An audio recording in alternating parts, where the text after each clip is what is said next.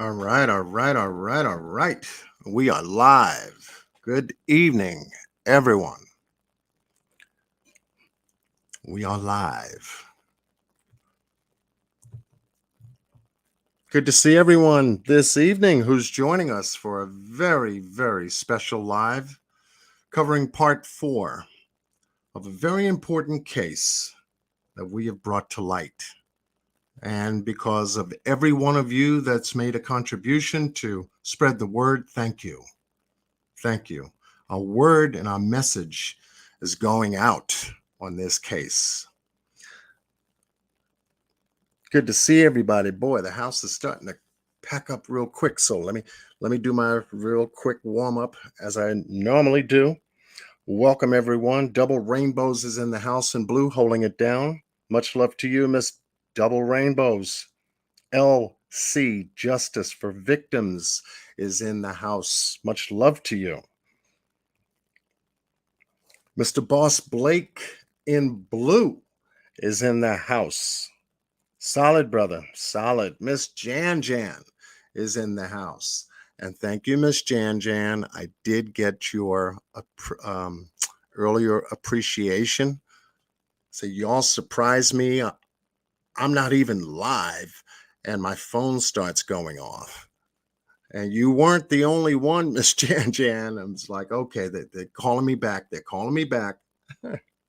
Much love to you for your love and appreciation, Miss Jan Jan. Thank you so much. Thank you. You along with everyone else that supports this channel makes this channel exactly what it is. And I appreciate that. Thank you. We've got Miss Queen Lorraine Muhammad in the house.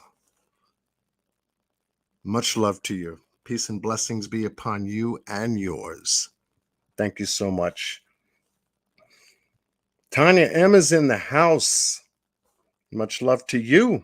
Miss Cat Eyes is in the house. Light Brown Eyes is in the house. Much love to you. Fresh Source TV is in the house. Welcome. Chloe Olvera is in the house. Oh, yes. Carrie Lawson is in the house. Much love to you. Thank you, Miss Carrie. Another avid supporter. Love it. RJ, holding it down solid, is in the house. Good to see you, RJ. David Dundee is back in the house. David, solid, brother. Salute to you. Thank you. Marley 13 is in the house. Miss Marley, thank you. I did receive your appreciation as well. Y'all surprised me left and right. I got the love you sent. Thank you so much. Marley's been around my channel for a long time. Long time. Much love to you. D Love is in the house. Miss D Love. Welcome, love. Much love back to you. Country Christian is in the house. I missed you, Country. Hope all is good with you and family. Miss New Orleans lady is in the house. Welcome. When I say your name, I know that I feel a smile coming back from your computer screen to my computer screen. When I say your name, I feel that. That's how connected we are. I know you are. Absolutely. Miss Jackie Barty is in the house. Welcome, welcome. Miss Jackie is in the house. Yep, another Maria is back in the house. Absolutely. Welcome, Miss Maria. Rania is in the house. Rania Rivera, I should say, is in the house. It's so good to catch you live, John Q. Well, good. I'm glad you're here. I'm glad you're here. This is part 4 of an important case we're covering. Don't want to miss this. I hope that the notifications go out the way they're supposed to. Sometimes they do, sometimes they don't. Sometimes people comment later on and say, well, John, I didn't get the notifications. I know. But I'm also grateful that you're able to catch the replay of a lot of the lives that we've done, at least covering this case. So we blame YouTube on the notifications. They got to do a better job. That's what I say anyway. Yeah, so if I haven't missed anybody, hopefully I haven't. The room is starting to tighten up a bit. We've been actively working on a very important case. That case, if you've been following us, started on Mr. Boss Blake's channel, and that is the mysterious death of Jermaine Covington, 41, out of New Jersey, originally from Maryland, who happened to have died in police custody mysteriously.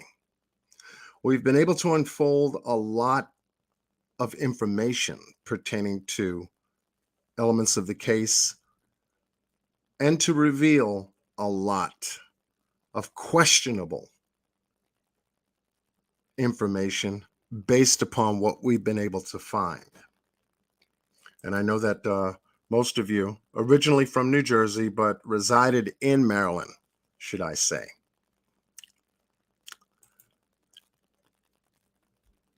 And to unfold a case like this with the magnitude and scope of the information is of great proportion to do.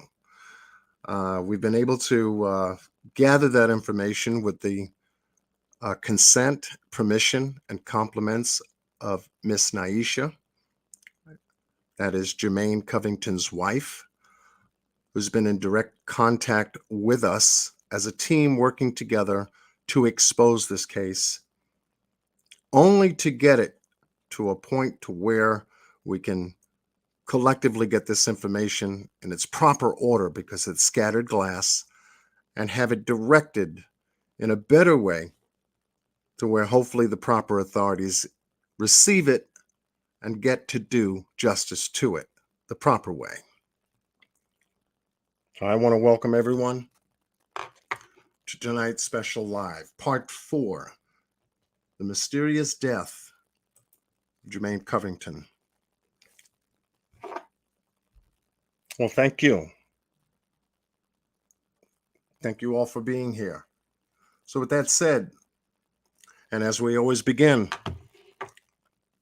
and a lot of case coverage to go through tonight, and you're going to be delighted about some other things that we're going to be able to cover. With that said, let's go to work.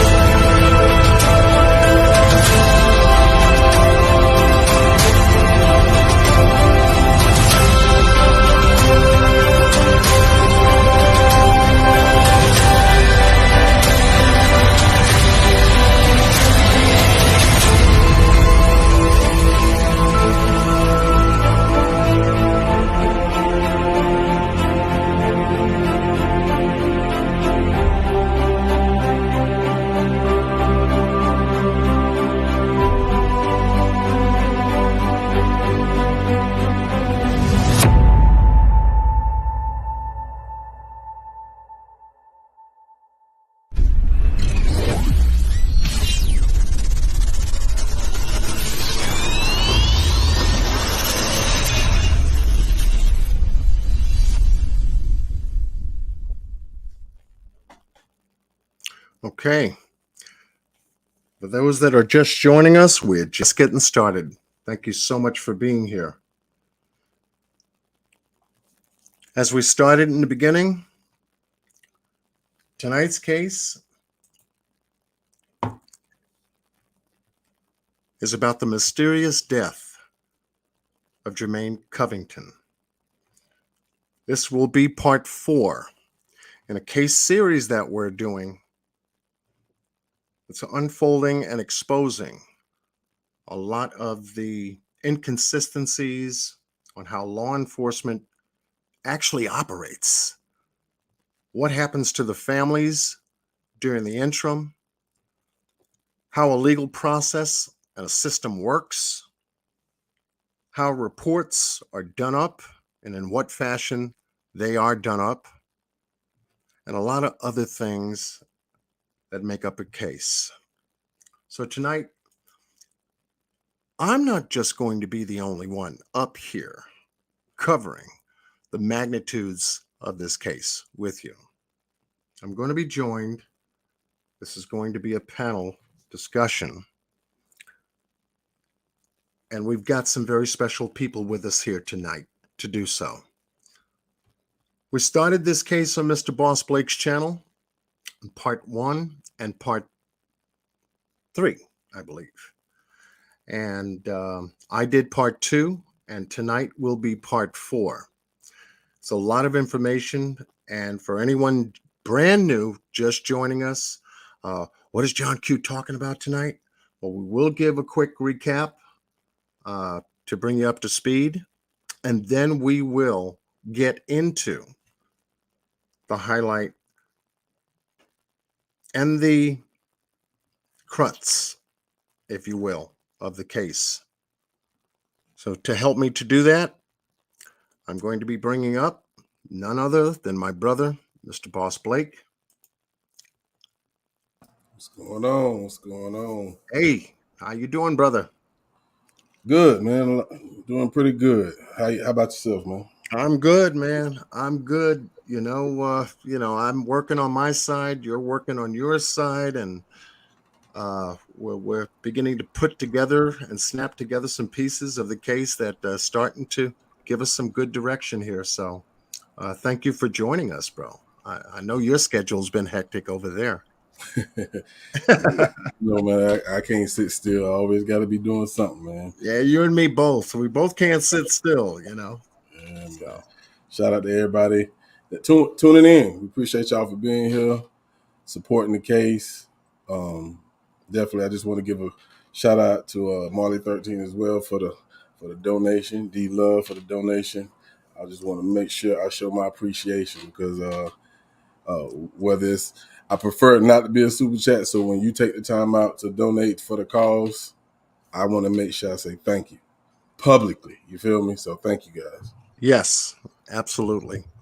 Absolutely. And Miss Marley 13 has been a very strong supporter of both Mr. Boss Blake and myself. And we're very, very blessed and honored to have Miss Marley 13 be a strong supporter and know where to find the information, know where the facts are coming out.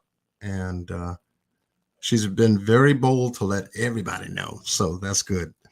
Along with Miss Aquahoma, Miss Jan, Miss Anna. Let's see. I think there was another one. I'll get to it. But ladies in the house, thank you so much. That tells us that we're doing the right thing for the right reasons with the right people producing the right outcome. Because that's what we're doing it for.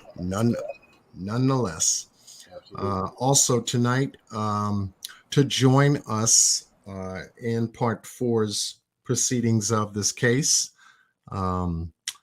we have invited Miss Cassie Olvera, Miss Chloe, in the building. Hey, y'all. Welcome. Hello, everybody. Good to And see I know your busy schedule because you were live like a moment ago, and then a moment ago from that, and then a moment ago from that. So back to I back. know your Yes. schedule's been tight. Yes. I haven't even seen my family, but yes. um, it's been good though. It's been a long time coming to get some of the answers that we're finding. So it's been good. Yeah, that's good. That's good, and I'm glad that you were able to grab some of your time to join us here tonight in Part Four's coverage of Jermaine Covington's case and everything. Where else would And I be? Got it. When well, you commit all the way. yes, yes. And as much as you have for the Kanika Jenkins case to date, um, thank you. You're welcome. Thank you for that. You're welcome. Because each time you go live, you shed more and more light to her case, even more so now than ever before, in ways that not a lot of us that did cover the case was actually able to uh, get that information and deliver it when the case was just brand new and started developing. So, Sometimes it comes out of left field. Sometimes it's not always what we expect. But again, what whatever the facts are is what I present. So right, that's right. it. So I'm glad you can join us. Thank you. Thank you for having me. All right. So tonight we're going to be covering part four, and this is the Covington family. And Mr. Boss Blake, if you would, sir, uh, just briefly, just give us a little bit of an intro as to how this story unfolded for you, and we can go from there. So, All Mr. right. Boss Blake. Well, this case was introduced to me by Triple C's. Um, she know I do a lot of true crime, and she introduced me to Miss Naisha. And Miss Naisha been through a lot, so her trust wasn't there to be introduced to another person because of how she's been treated throughout this unfortunate situation that she dealt with back in 2018 when she lost her husband, Jermaine Covington. Um, she took a chance. She told me her story. She sent me so much information, so much. And I knew she was dead serious about getting help, and I knew she wanted help. Just looking at the case file in itself, I said, I can't do this by myself. I got to bring on people that I know that's solid, but I don't want to get too far off in the left field. But back in 2018, Miss Naisha, she lost her husband to allegedly a suicide. Mr. Jermaine Covington supposedly killed himself in a precinct in New Jersey. Um, when Miss Naisha heard that, it didn't sit well with her. You gotta realize she's been married to this man. She knows this man. She knows the fiber of his being. So since then, she's been searching for the truth. And throughout the time she's been searching for the truth, she's been lied to, she's been deceived, and she really can't find an honest person to help her.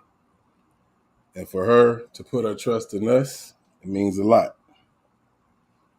Um, I'm not going to go into all the details, but I think most of you that's been here know what's going on. And if you stay tuned, you're going to hear from someone else that probably can tell the story better than we can. So with that being said, I think that's good enough, John. All right. No, brilliant, brilliant, brother. Hey, short, sweet, to the point. And so, with that said, um, The point of contention here in this case that I brought up on in the last live, in the last couple of lives that we've done, pertains to safety violations. This is where my mind is directed. You know, we believe that the public safety officials, the law enforcement officials out there serving the public under oath of the United States Constitution to protect and serve plays a very important part in their role, not only as police officers and law enforcement officials, but in behavior. Their behavior.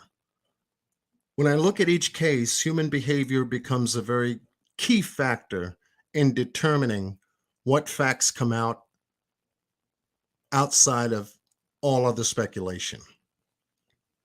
It's key to the case.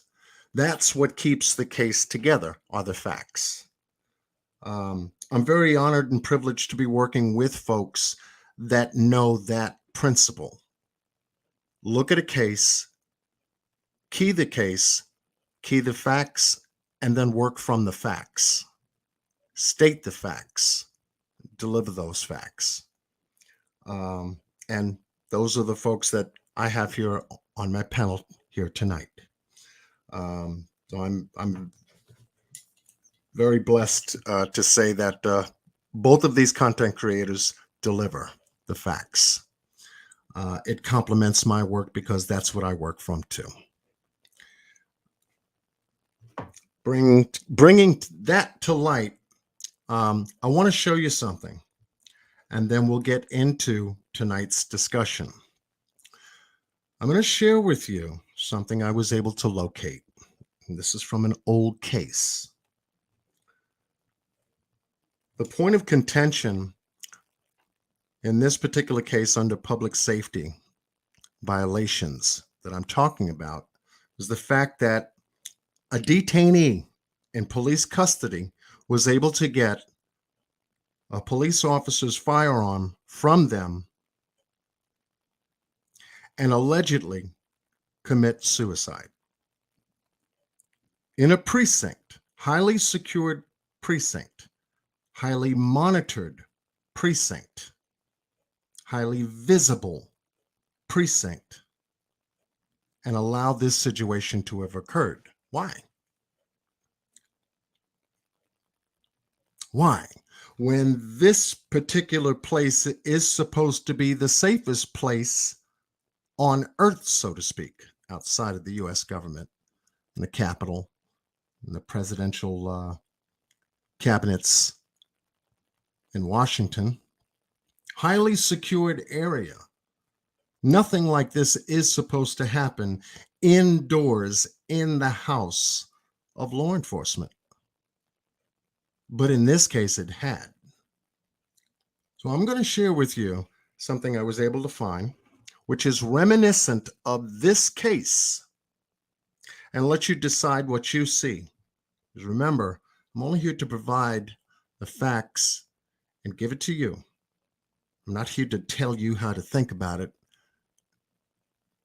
You decide. You decide. In a moment, you're going to see what's reminiscent of the Jermaine Covington case happen previously in another. Now, before you is a processing booking area. I'm not going to go into too much of the details of the story, but you'll know as we proceed that this was, I think it's Hammond, LA police chief involved in beating, city mayor involved in a cover-up and hiding evidence. I'll get into a little bit more of the details of where this case is, how old it is, but I need your visual perspective. What you're about to see is the processing of 2 detainees. And Excuse me. Bullhorn Betty. Oh, sorry about that. Of 2 detainees in a processing booking area. And I want you to pay very careful attention to what unfolds. I'm going to go back and forth, and as I get to key points, I'm going to stop, give it a little preface, and then we'll continue. There may be some sound to this. Some of it is unclear, but it's not so much the conversation that we're interested in. We're looking at behavior patterns here. So here we have a booking area where 2 gentlemen about to be processed. This is fingerprint, photographed, personal belongings, all that stuff happens pretty much like what happened in the Covington case. All right. So with that said, let's take a look at something very important. And I want you to keep a very careful eye on police behavior here. Probably. I won't tell you for sure, but once you go to court tomorrow for here, it's a better chance if you want to once you clear it up with us. Hands up like that. All right. So we have 1 man to the left sitting down, no cuffs. The other man is being checked and patted down. Put it back in your pocket, all right? As you can see that there's a bench in the interior area along with a bar that's attached to the bench and the bench attached to the floor. 1 man remains in handcuffs. The other man is free-handed. 2 police officers in control. As you can see, the officer puts his weapon in a secure lockbox area just above their heads. You can have a seat right here. As soon as people can bring up your paperwork, they need or something like that. So now as one of the young men leave that area All right, sit down, mister. for processing, the other man sits down and still remains handcuffed, not to the bar, but behind his back. These guys were in possession of drug paraphernalia at the time of their detention. And there's some sporadic conversation going on. And in a moment, you're going to see something that's going to blow your mind.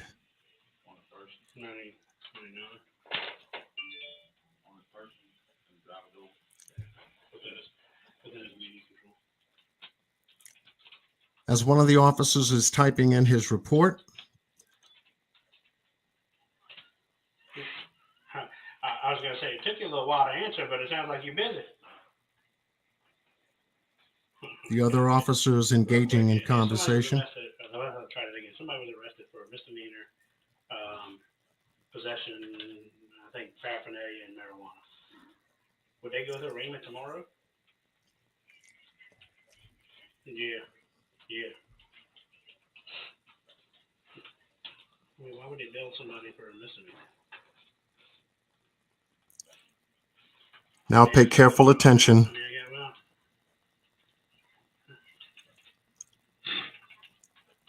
as to what happens next.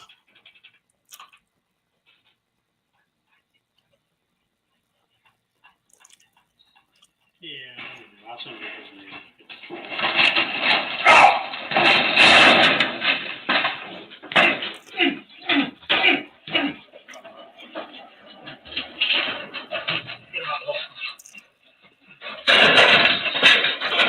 Get out of hand.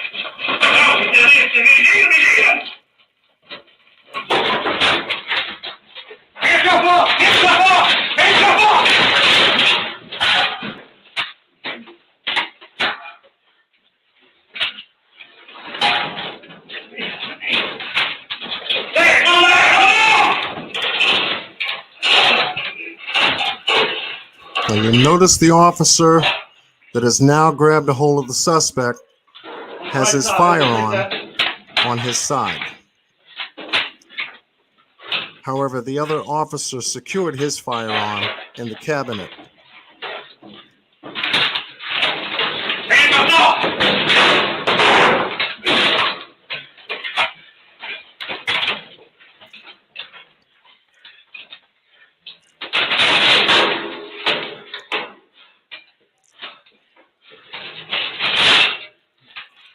Has him in a lock. What away the gas? What away? Come on. What away? He's got hands up. Tase him. Tase him. Tase him. He's tasing him.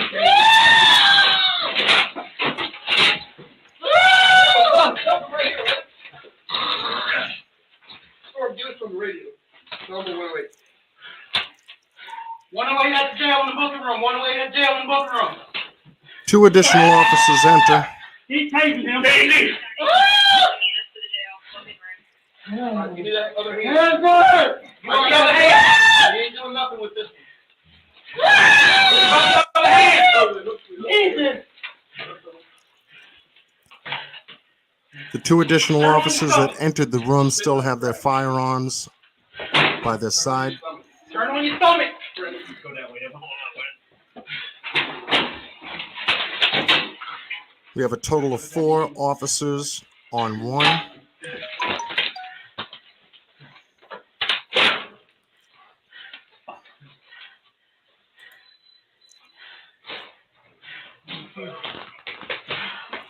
Good. Go for him. 2 additional officers come in, Go for it. firearms by their side. 10-4 at 1064. Well, first he decided to eat some pills. Then he went through the computers. Holy fuck. Keep spitting on this crap. Probably T. 6 officers altogether. If I had to guess. We're going to get up real slow. We're going to need a... Take some time. We'll get cleaned up. I got him. Get all that off. I'm good. I ain't going nowhere. It's on the jacket now. Evan, do you want to try to get some evidence? Yeah. All right. Oh, somewhere around here. Okay. Let me grab it. Slow and safety. You got yours. Wash All right. I don't Let's move this down. Cheers. Now, this was videotape that was never released. All right! Oh, Jesus Christ! Yeah, I'm not moving. I'm not moving. I'm not moving. I'm not moving. Hand again. I'm going to break your hand off. I'm done. I'm done. I got tuberculosis. Let me I'm go. sick. I'm sick. I'm sick. I'm sick. I'm sick. I'm sick for real. I'm sick. I'm sick. Sidearm goes into the locker. I'm sick. Jesus. I'm sick. He's loose again? Okay. My point in bringing this up is to show you that sometimes in police booking and processing, these situations do occur. But when an incident occurs like this, notice how many officers arrive at the scene. Now, since it's supposed to be a secure area and all firearms having a locker in this area is a safety protocol. Did the other officers put their weapons in the locker?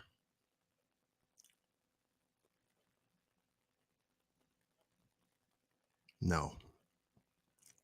They're standing around knowing that they have controlled this situation, is the way they have, and additional officers coming in. A restricted area, by the way. And when I say that, I mean an area that restricts firearms from being in there, because hence the reason for the lockers being there in the same room as a safety protocol to the situation.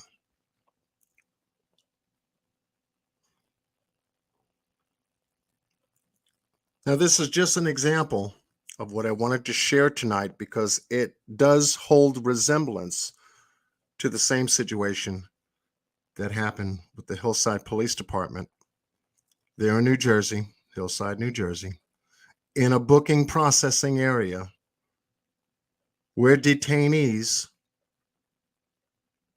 are secured, they're controlled, the environment is controlled.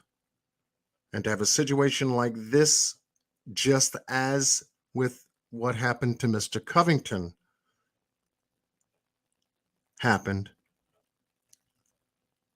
you begin to see how other police officers respond to an emergency within the building itself. Uh, This is what I'm talking about, Mr. Boss. And you know, we haven't seen, of course, the footage with Mr. Covington in this situation, because I damn sure would like to know how they responded. Because looking at this footage and the one you showed us a couple of weeks ago, they responded immediately when he attempt to reach for the gun. The one you showed us with the other officer, the female officer, Yes. they didn't even allow him to point the gun nowhere.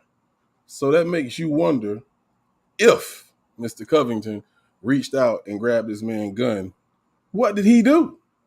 Did he say, okay? Did the other officers, was every officer busy doing something else and he was the only officer paying attention to this guy? That's just hard for me to believe, brother. Right. Right. So just to give folks just a little bit of a visual as to an emergency situation within the police precinct itself, the booking and processing area, I just wanted to share that with you, just to let you know what protocol is, what happens in an emergency such as this one, just like the one that happened with Jermaine, and go from there. Tonight, we are joined by Jermaine Covington's wife, Miss Naisha, is with us.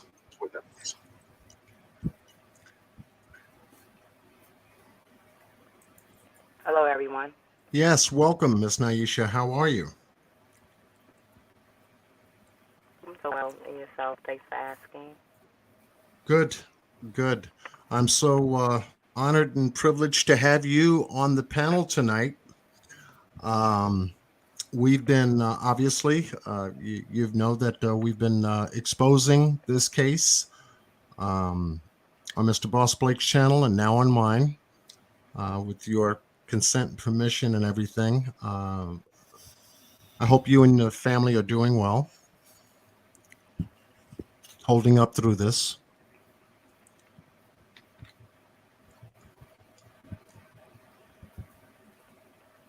It's hard. It's very hard. His 4-year anniversary just passed, and That's right. I still don't know that.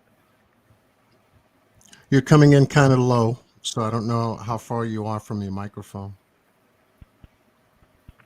I'm here. I'm Okay. very close to my phone. Okay. Yeah, you sound You hear better me now. well now? Yes. Yes. Yeah. As you can see, we have his Mr. 4-year Boss Blake. anniversary passed. We also have a little bit of a lag time. As you can see, we have Mr. Boss Blake and Miss Cassie Olvera with us on the panel, joining us here tonight. I'm so glad you were able to make it.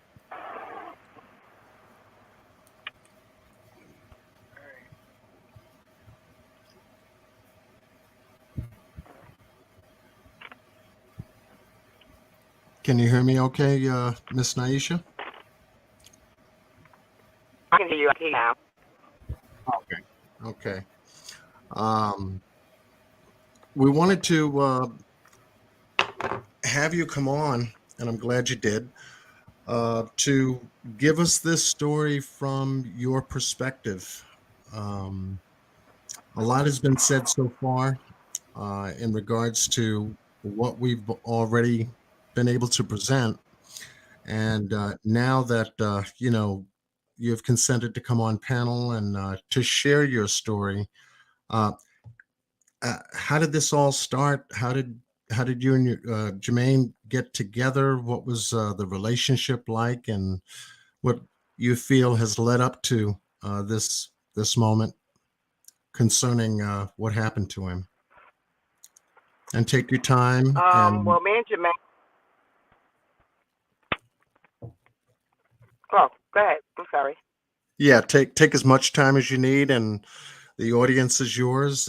Everyone has been anticipating this moment, and so we're here. So Thank you. Jermaine, I've been friends for over 20 years. We grew up on different sides of the town. He grew up in North New Jersey. I grew up in East Orange, New Jersey.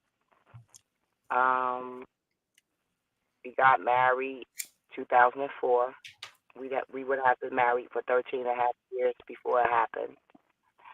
June, the week of June, I think I left the 18th. I was going on a girls' trip with my friends from Jersey because we were both born in New Jersey. So instead of finding where I resided at, I drove up to Jersey and flew out of Newark Airport and left my car at the airport. Me and my girlfriend was in Dominican Republic. She was supposed to return on the 21st, and my departure was on the 22nd. She missed her flight because he was sick on Thursday. So she missed her flight and stayed an extra day. So we left Friday. We left in two separate airlines at two different times. So before boarding the plane, I spoke to Jermaine on Facebook Messenger because I did not have international dialing at home. And I advised him when the plane was going to land. Due to the fact that it was imperative for him to be back in Maryland for an appointment that was mandated. We hung up the phone. I arrived at Newark Airport. My phone was dead. So I'm already expecting him to be there. He knew what time my plane was supposed to land. So when I got outside, he wasn't there. So I placed my phone on the charger and walked outside to smoke a cigarette.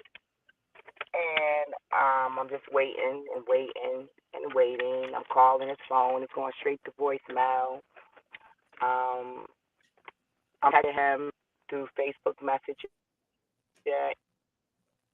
and through regular phone. He's not responding, and that was very odd. I received a phone call around like 4ish, and almost it was like 4:45 on the phone with his sister, and I was asking her where is her brother, and she said that she didn't know. During the same time of me speaking with her, I received a text message from his phone calling me by my government name, asking me whether or not was I okay. And that was odd because he would never call me by my government name.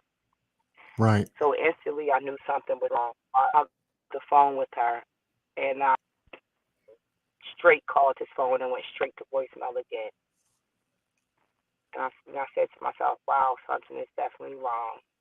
So my brother, who lived in the area he grew up in, and he picked me up. I never stepped foot in his house. I'm waiting for him to call his phone. So I walked around the area where he grew up at, like 4 or 5 blocks. And in the middle of me walking, I was seeing the sheriff officers, like every corner. It was a sheriff officer. So by the time I got to my brother, Mark, I stopped one of the officers and asked whether or not did you see a blue BMW, and he said no. if I see her, I will let you know. And I just a mental note, like he never asked me my name and never asked me the license plate number. So I'm still standing in front of my brother's house, and I get a phone call from one of my girlfriends and told me to look in the paper. When I looked in the paper, I saw a BMW will. It was just a will. To this day, you would never find a new article. It was edited on June 3rd, 2018. So I automatically thought that that was my car. The article didn't state any name. It said a black BMW in a chase and hit two houses in a tree, and he was in grave condition. Now, this was an article that was So, in the paper. This was an article that was in the paper the next day or the same day? Same day. It was the same day. They was in the same county. Black BMW being chased. The young man hit two houses in a tree and was in grave condition. When I received a phone call from homicide, I thought that it was Jermaine. So when they called me, they asked me, did I know Jermaine Covington? I said, yes, my husband. And they read off my plate. I said, yes, that's my car. So they asked me, well, can you come down to the precinct? I said, no, I can't. You have my car. So they said, well, we'll come to you. Came to my other house with 3 Hillside police cars and 2 homicide cars. So it was 5 cars. The Hillside police officers did not come nowhere near me. He just stayed outside their car. So the 2 homicide detectives were walking to me, and I'm shaking my head saying, no, please don't tell me that's him, the man that's in the car. And he said, no, your husband committed suicide. And I fainted. And they just let me, I'm laying there. So my girlfriend picked me up. My head, which is going in circles, I'm asking them how he committed suicide. We can't tell you that information, man. You have to come to the precinct. So my girlfriend and my girlfriend's one that I went to trip with, she came down, and my best friend, we went to Hillside Police Station. When we arrived there, they had us stand in the car for 30 minutes. While we was there, the emergency cleanup crew truck was there. So the man didn't know why I was there. So I asked him, I said, hey, you got a lot of clean up tonight? He said, yeah, I definitely do. And he was coming out the precinct with buckets and buckets and buckets and buckets, going back and forth to the car. So I don't know if they saw me on the camera talking to the man, but that's when they advised me to come inside the precinct. They took me into an investigation room. It was one homicide detective, and it was his boss, because one was dressed in a polo that said Hillside, New County Homicide, and the other one had a suit on. So they stated that we're going to record this conversation. I'm like, okay. First question he asked me was, tell me bad about him. I said, tell you something bad about him? I said, what do you want to know? Is he a savage? Well, I mean, like, what do you know? I don't even know what's going on. So then he proceeded to ask me whether or not he had any drug usage in his background. He was asking me several questions while we together, this and the third. And then one of the questions he asked me was, what was his phone provider? Who was his phone provider? I told him who was the phone provider. But when I woke up, I'm like, why is they asking me who was his phone provider? So in the interim, he said, well, I need you to sign this affidavit. We have to search your car. So I'm still thinking in my head, when you apprehended him, you searched my car. But I said, okay, because I still get home back to our son. So I said, if I'm drivable. They never answered the question. That's one of the questions they kept avoiding, whether or not my car was drivable for me to get back home. Right. So the affidavit I signed had an X at the top, because the top of the affidavit was for to search a home. And he said, don't worry about that. You don't have to search your home. We just need to search your car because there's something in your car that you just don't want to know about. I said, what is it? And he said, I can't tell you that, ma'am. So they So I wouldn't. So at the after same that, time that they're asking you this these questions, I don't mean to cut you off. We do have a little bit of interview was over. a lag going on. So they never To me, that's all divulged. they want. Yeah, they Was never that divulged signature. to you what had happened with Jermaine at that time. I know we have a little bit of a lag.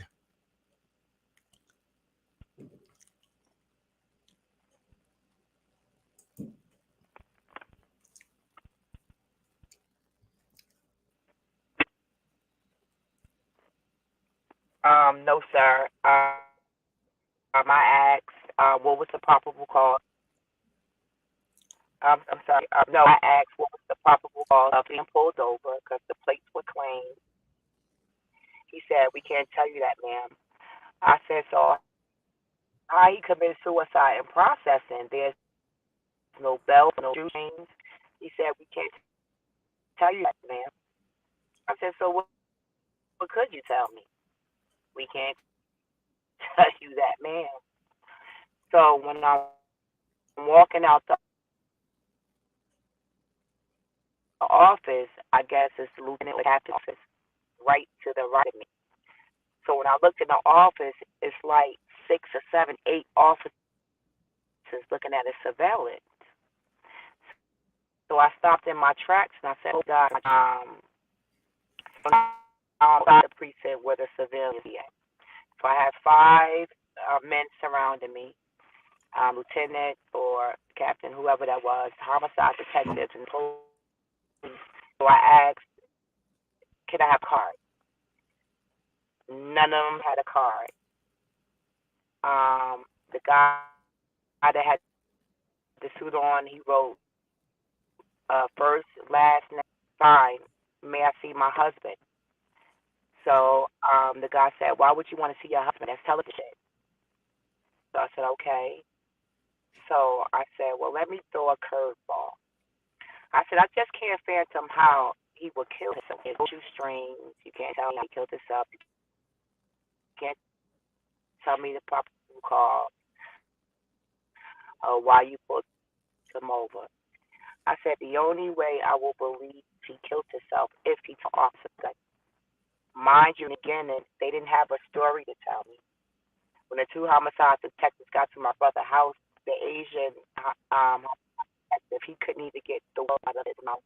So the Caucasian took it over. And he was just running the story just like that. So back at the precinct, that's when they released me. And when I left the precinct, I started calling all the news stations, all the newspapers.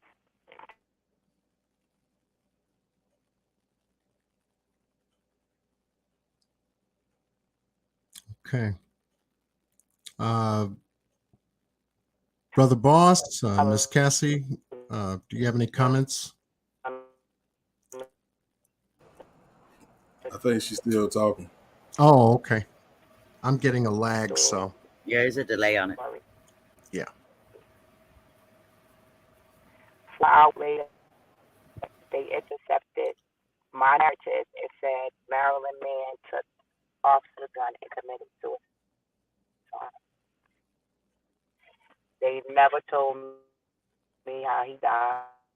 I found that out, but at that time, my she knew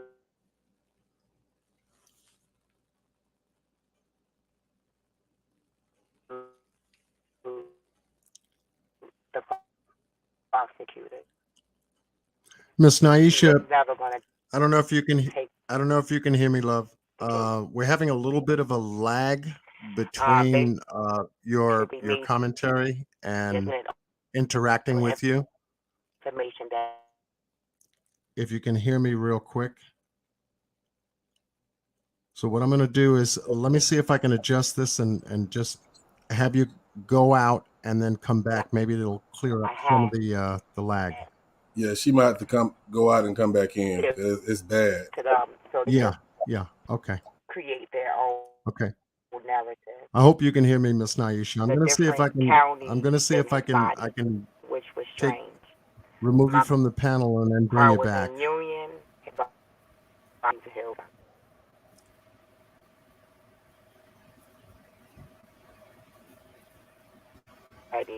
Can you hear me?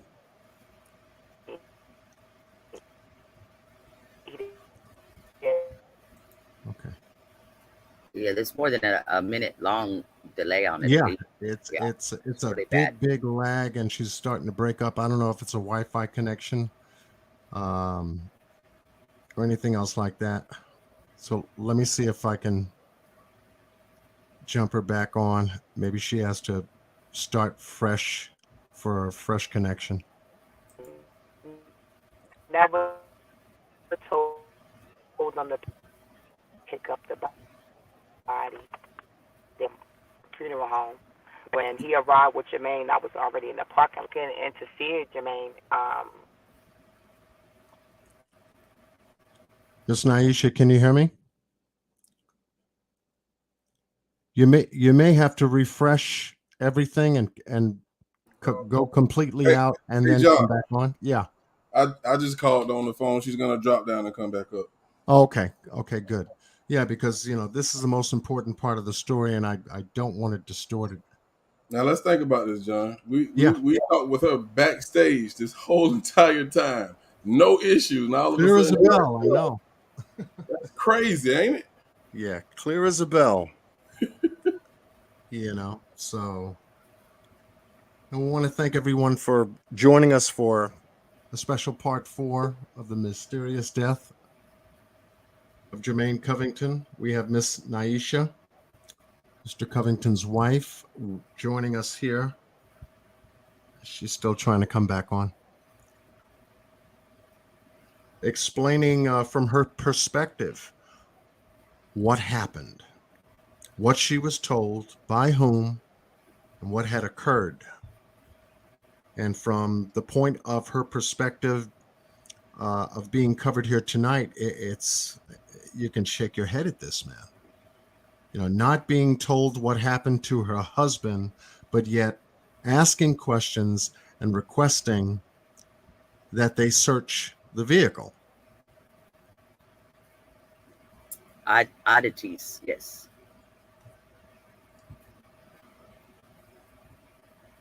Unusual things to be requested by the authorities, that's for sure. Right. At that time, anyway, should I say. Right. All right. Let's see if I can bring her back up. Miss Naisha, can you hear me? Hello, can you hear me? Yes, I can hear you. Can you hear me?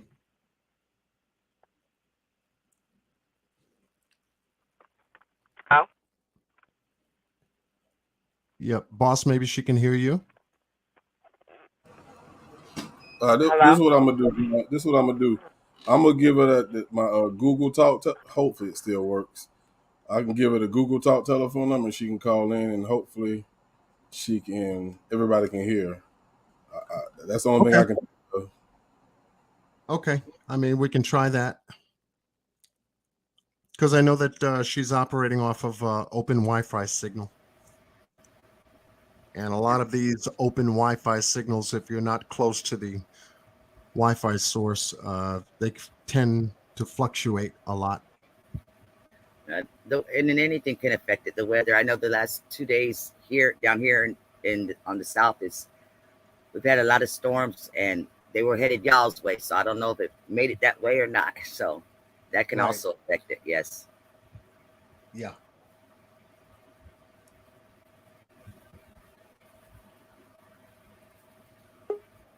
All right. Let's see if she can come back again. Miss Naisha, can you hear me? Hello? Yes. Can you hear me?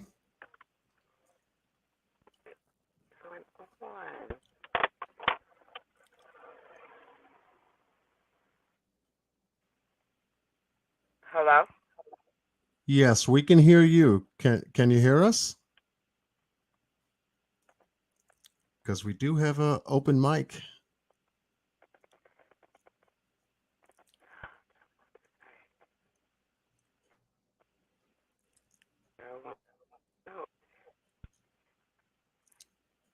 Miss I don't know. Naisha, I sent you a telephone number. Call that number. There we go.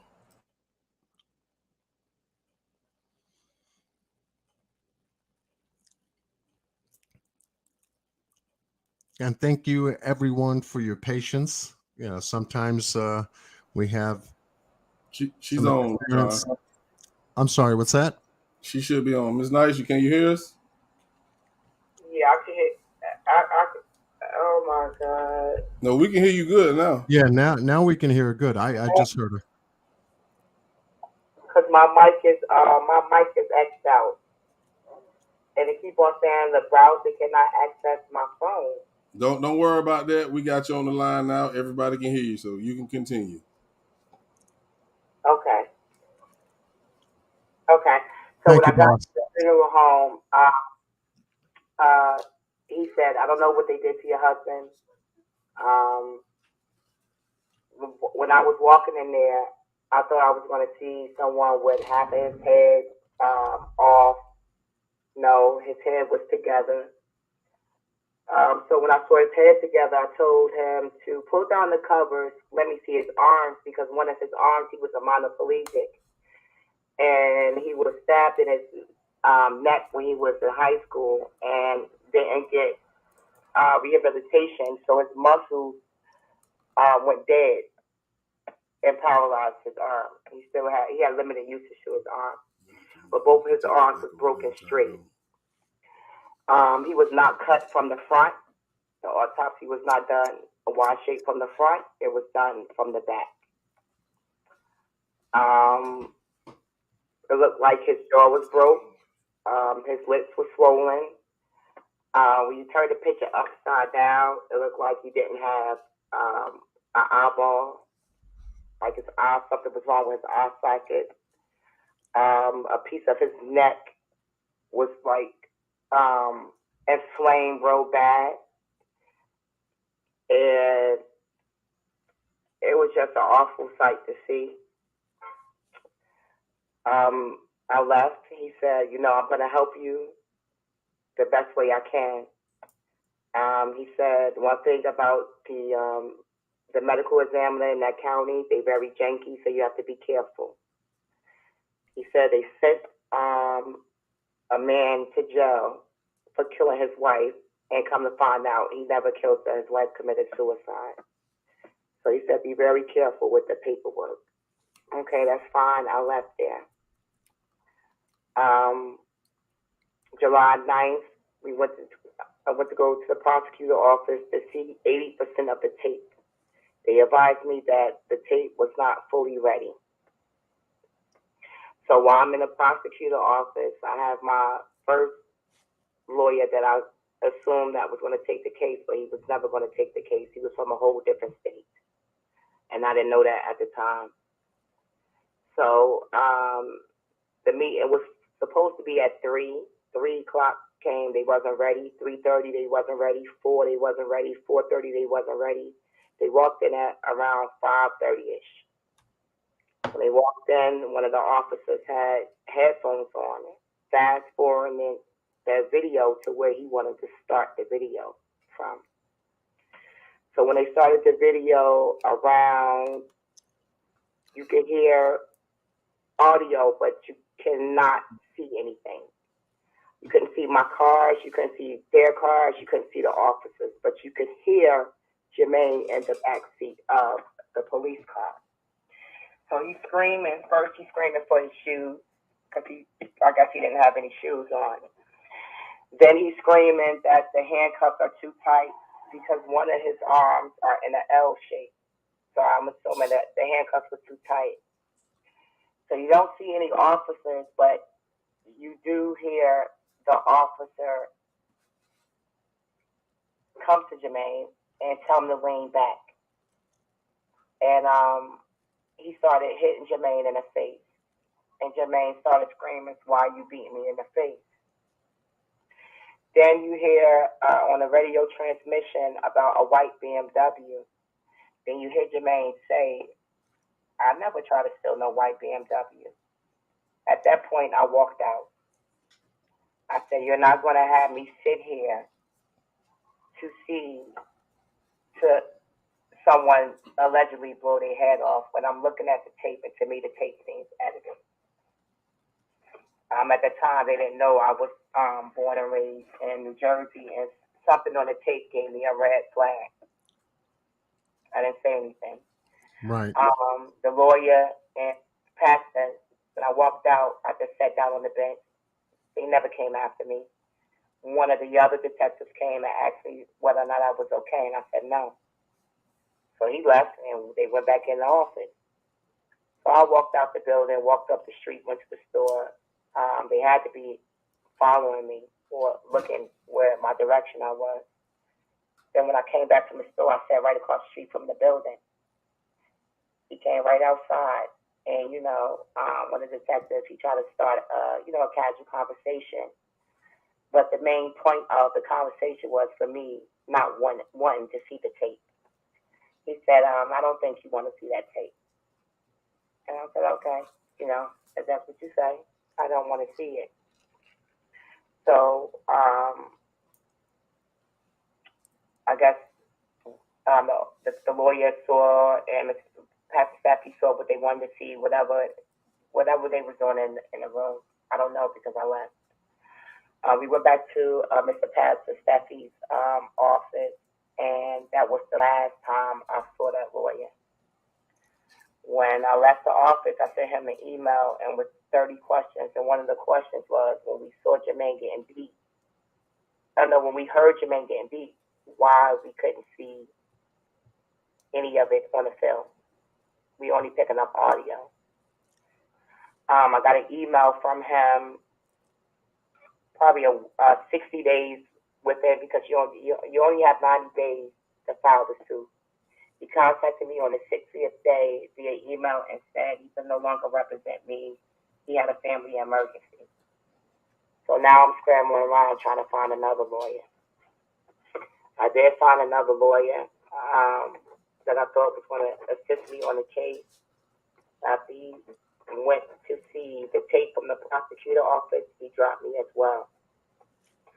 But before he dropped me, he did sneak up to the funeral home to see Jermaine because he wanted some pictures. They did not allow him down there to view his body. They said, "Well, it's too many bodies in the way." So he asked them, "Well, you can take my phone and take the pictures." They said no. So we sitting there. 30 minutes later, they rolled in somebody else's dead body and had Jermaine's name written on the back, his last name. So I asked them, "Who is this?" Because the man is too tall. And they said, "I'm Jermaine." I said, "Okay, until the bag so I can verify my husband."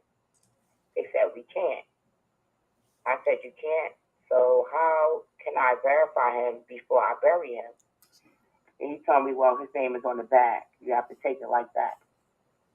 And I walked out, and I called another funeral parlor and spoke to another funeral director.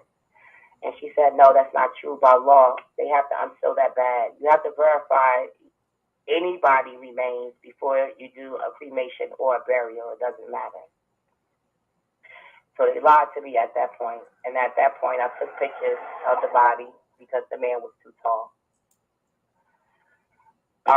We left the funeral home, and I said to the lawyer, "He lied.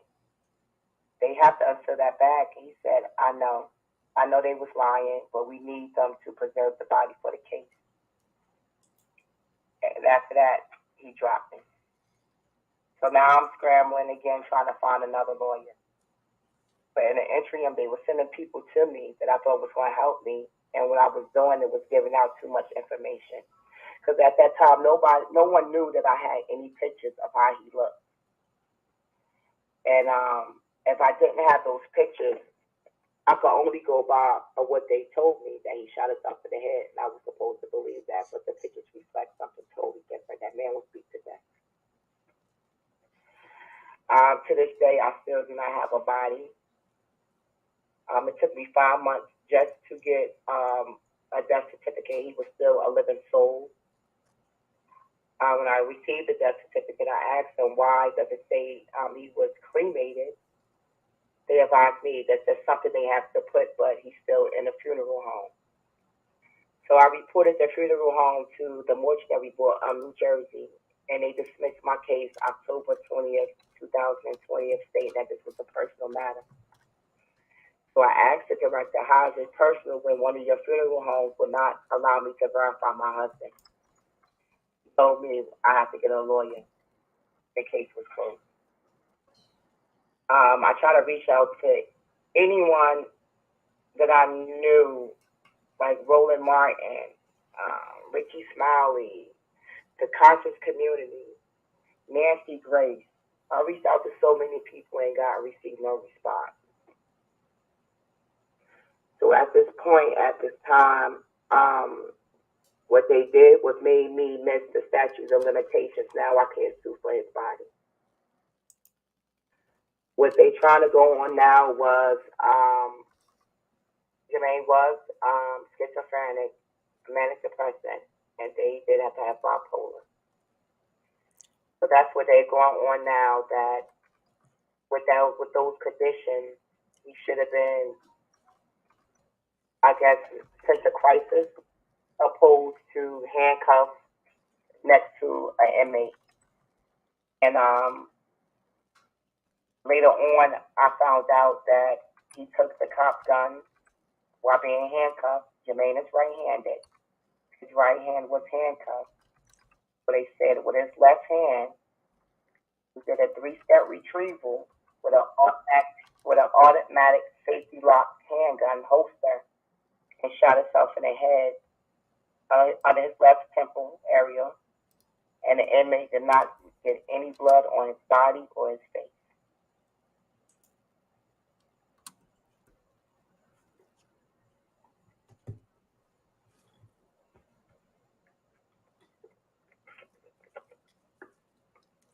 It's just a hard situation because I'm just still being lied to. I never received any of his clothes. No one can tell me or locate where his clothes is at because to me, the clothes to tell the story. So Ms. Naisha, so in the yes. one of the police reports that I read, it says his belongings was given back to someone next to kin. Did you ever read that in one of those reports? No. What I did receive was through the mail. The box was smashed up. I received his wallet. It still had blood on it. And that's the only thing I received back from him was his wallet and his phone. That's it. And did you ever? And $26. So did you ever ask for his clothes? Yes, I did ask for his clothes. The prosecutor said the medical examiner had it. The medical examiner said the prosecutor had it. But I've never received anything but his wallet and his phone. Wow. And that text message that was sent from his phone at 501, Jermaine was already dead. So a dead man can't send a text message. So they had me believing he was still living, but he was already dead when that message came to my phone. So when the text message threads, which they haven't seen, but we have, you was communicating with him, was it the day prior? And let me ask you this. Do you feel, I'm just asking so just in case anyone in the chat have the same question, that there was a signal issue where maybe he was responding to something that you said the day prior? Absolutely not. I worked for Verizon for 11 years, and you can no longer roam. And I was not roaming at the time. I'm in Newark at the time when the text came through. So if I was roaming that message, and at that time, when it was 2018, you could no longer roam. There was no longer no more roaming. So it wasn't like he sent the message. That message came through. If that was the case, when I was charging my phone, and my phone came on, anything that was delayed would have automatically populated. Wow. So No, I was on the phone when that text message came through. And the reason why they asked me who was his phone provider is because when you look at his phone, the text message from his phone states that the text was sent June 20th. It was not. The text message was not sent June 22nd at 5:01. So who do you So our think? phones have two different dates, and the font on the text message is different on one of the words. So who do you think sent that message? I think the police sent that message. They would have never asked me who was his phone provider. That didn't have anything to do with it, because it wasn't like he had an iPhone where you needed permission to unlock the phone.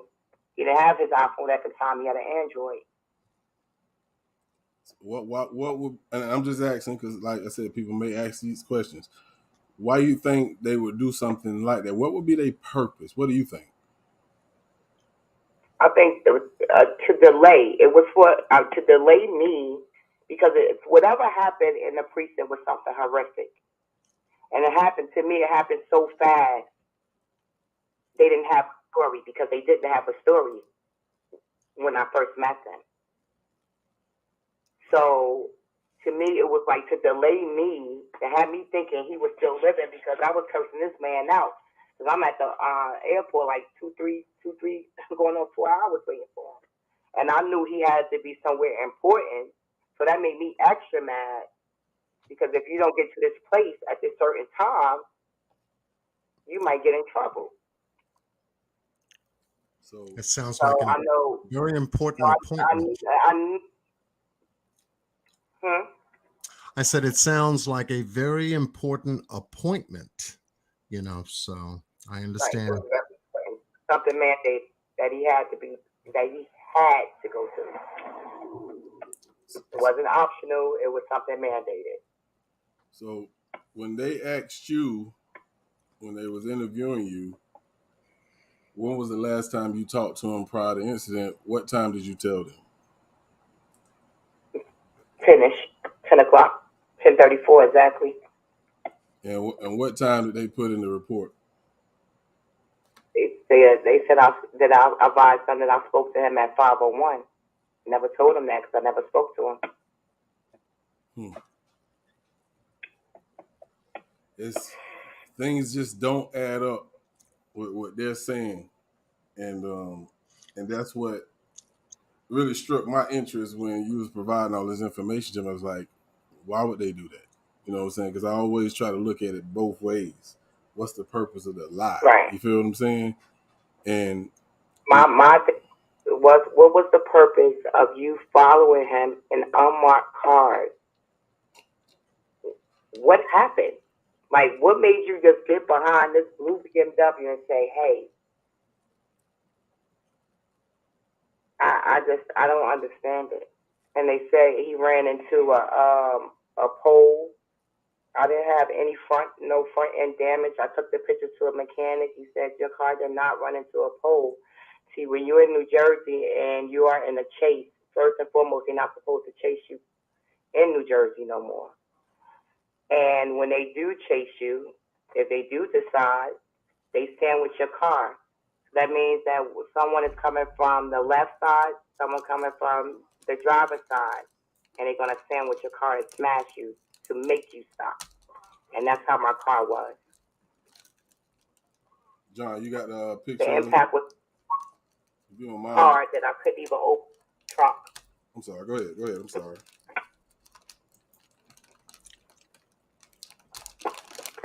John, you want to show the picture? I'm sorry. Go ahead. They advised that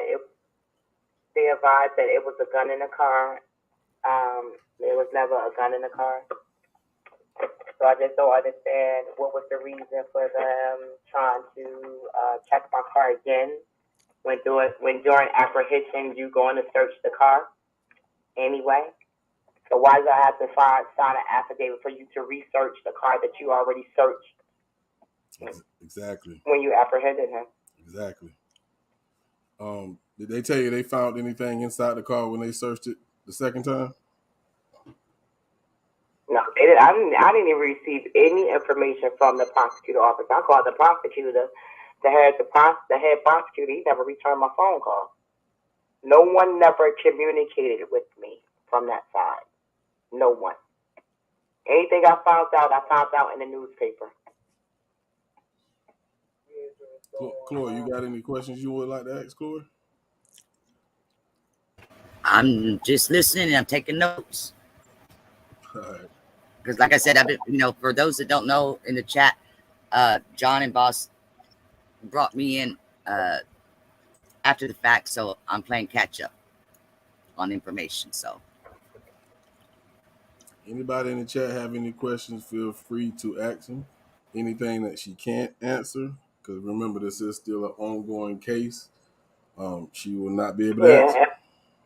Go ahead, Ms. Aisha. And first and foremost, guns are not permitted in processing at all. So my question is, what made this cop privy? The only cop, the arresting cop, the cop he had the confrontation with, the same cop that you was able to take his gun. Where were the other cops? And there was no struggle to get the gun from him. No other cop had a gun. So why did this officer, the same arresting officer, and don't get me wrong, I know he was belligerent. I understand that. I know he was in a manic stage. I know they seen the phone coming from his mouth. I know that don't look like what a human would be. You have to be in another state of mind, because I had to understand his sickness. You could tell, you could see the change that this man is in distress. Something is wrong. So maybe they just didn't follow protocol on none of the situations. Is there anything that we haven't covered in the last 3 lives that you would like to let the people know that they may not know?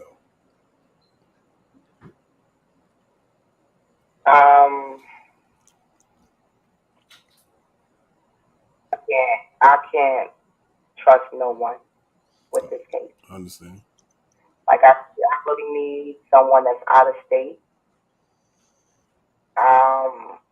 Because it's a lot of inconsistencies. There's a lot of lies, and they are fine with that. And it's just like I feel like I'm screaming and no one is hearing me, because they try to make me look like I'm the crazy one. Like, I'm not crazy. We have a son to this day that can't even say father's name. He can't say Jermaine. He can't say dad. He say, you know who. Wow. He's very affected by it. That he don't want to talk. Don't want to go to school. And I don't know what to do. We actually of course was looking at the case file, and I think we covered this in the previous live. What was your thoughts when we spoke on, or when you read that they claim you were in the car with him?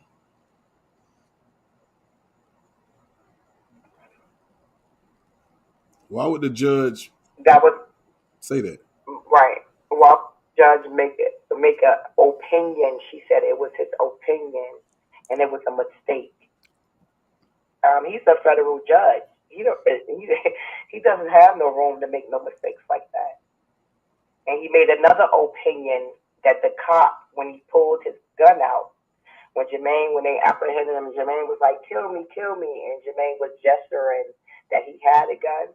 If Jermaine was gesturing that he had a gun, those cops would have laid him down right then and there, because they are real racist. The county is racist. So if he would have gestured, he would have made a motion he had a gun, Jermaine would have been DOA right there in the spot. But that wasn't the case. We got a question in the chat. We got a question in the chat from Miss Fresh Source TV. She states, Did funeral home give her a reason for withholding her husband's body, and does she think they cremated him without her knowledge? That's why they can't produce his body. Absolutely. They did cremate him without my consent. I never signed off any papers. The funeral home lied and said it was about money. No, it wasn't about no money. Because the lawyer asked him to preserve the body for the case. So it was never about no money, about burying it. My job, and I work for a reputable company, was going to bury him. So the money wasn't an issue. I do believe that they bought him out. And he got rid of that body. So what are you looking for when it comes to the overall picture of what happened? What do you want to see happen?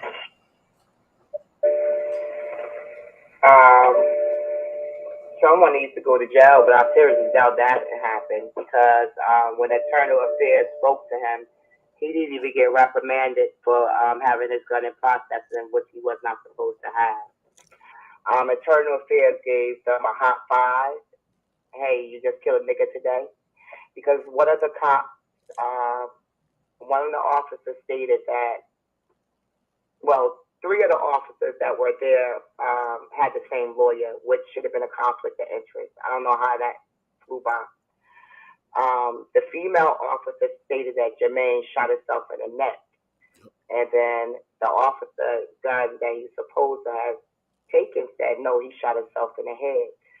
Like you said, those two different parts of the body, you could decipher the head from the neck. They just allowed that man to sit there and die. He did not receive any medical attention. But the officer did go to the hospital for a scratch on his forearm. I think Jermaine sat there, laid there like at least 45 minutes, and it could be longer because nothing is consistent in the report. It wasn't no effort to save him. They were just worried about the cops and how to cover this up because the first person they called was the ex-mayor. John, I'm gonna turn it back over to you, John. Yeah, you're doing great, and I'm just glad that we're still able to get good sound based on this conversation. Miss Naisha, I had showed a earlier video in tonight's live pertaining to a situation that had occurred in a booking processing area in one of the police precincts that from a story that unfolded. I think it was either 2016. It's an old story. But did you see that video that I showed tonight? Yes, I did. Okay. Were there any thoughts you had about what you saw pertaining to that video piece I shared? They did. Well, I would have been expecting the same thing for Jermaine. Like if he pulled, I don't see how he retrieved your gun. You are a trained Marine vet. You didn't feel him.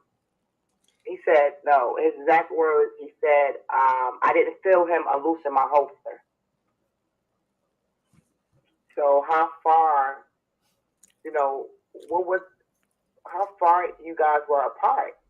And then the inmate is sitting right next to him, chained right next to him.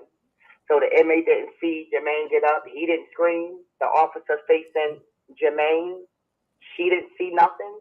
She didn't see him come up. It doesn't make sense. I do believe Jermaine was with the inmate in the beginning during processing, but I think Jermaine was moved to somewhere else. Right. On the camera, you might see Jermaine and the inmate sitting next to each other because he just came in after Jermaine. Right. But to me, that was clipped. And my question is, did you see Jermaine take the gun out the holster and kill himself? Or did you see Jermaine kill himself? Because that's two different things. And what happened next? And every time I say what happened next, no one has a story to tell me of what happened next. After he shot himself, what happened? Right. Because I wanted to give the audience just as well as yourself and an idea as to how big a booking and processing area is, how confined it can be, how close everything can be compartmentalized. I think is the best word I can state. Based upon how close everyone can be or could be in that particular area in order for an event like this to unfold. Now, the guy in the video that was handcuffed behind his back, if you notice, he went to reach for a pill bottle that was sitting directly in front of him on the table. He wasn't going for the officer's gun or anything else. He went to grab some pills. And we saw what had unfolded. First, the 2 officers, then we had 4 officers, 6 officers, ended up with 13 officers in that room. And this video clip was a video clip that was hidden from the case for at least 3 years. That was the point of this. How we saw the officers conduct themselves in that processing booking area also fails safety protocol. Because more than 2 officers, well, let's just say just 2 officers rendered their guns to the security cabinet that was just above their heads behind the desk. And whereas at least 11 officers that were present there still had their sidearms in that area, still controlling the suspect. And so you can just imagine why that video was never released until after 3 years later. Now, the fat guy who the suspect was sitting in front of, he was a processing officer. Today, he sits as police chief. Wow. And yet that video had just surfaced most recently, if I can look at the date of it. And this was, John, yes.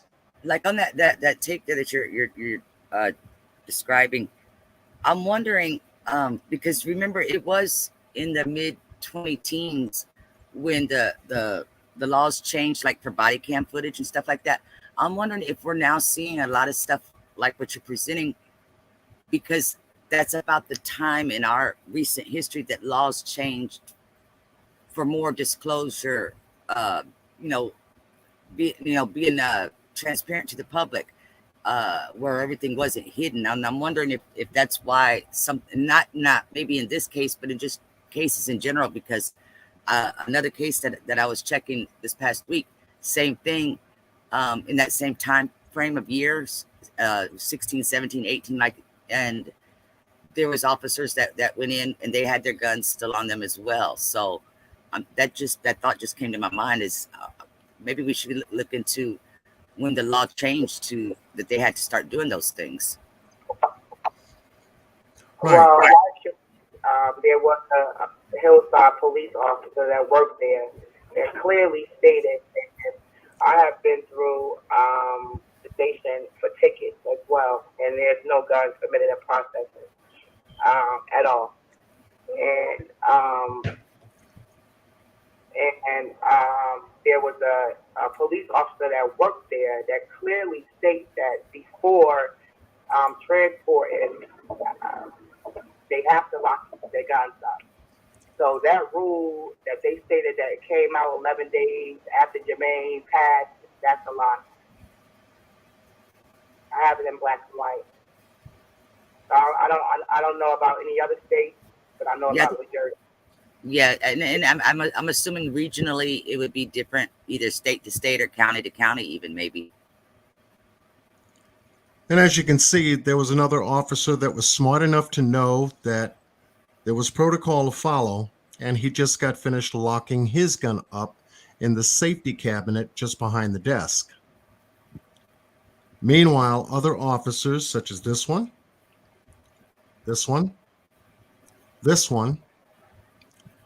one up against the wall. Also, this one, still have their firearm active, so to speak, on this side.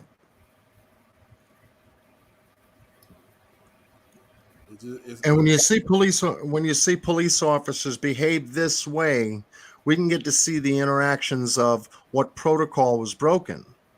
And we got a sergeant walking around taking pictures. That's the female in the right here. We had a canine officer that also entered the premises, also with sidearm. John. Yeah. It makes you wonder, like, I truly believe Miss Naisha when she said this is a protocol that they should have been following. Yes. But it's almost like any type of a policy in any company that's not followed on a daily basis until some bullshit like this happens. Now they want to bring light to it when it should have been followed every day. Because if they follow these these policies within the precinct, this type of stuff wouldn't even happen. Right? That's true. Yes. That's true. I agree. And I think I want to say just almost common sense, even whether it's a policy or protocol. Anyway, if those lockers are available even on a voluntary basis, we know that's not the case, but even still, you would think that let me lock my gun up, because you never know, somebody's always going to be bigger and badder than you, and they might take your stuff and hurt you, if nothing else. Exactly. I mean, that's just what I think about it. Yeah, Exactly. correct. I ain't fixing to give you something. I'm not gonna give you something to hurt me with. Hell no. Just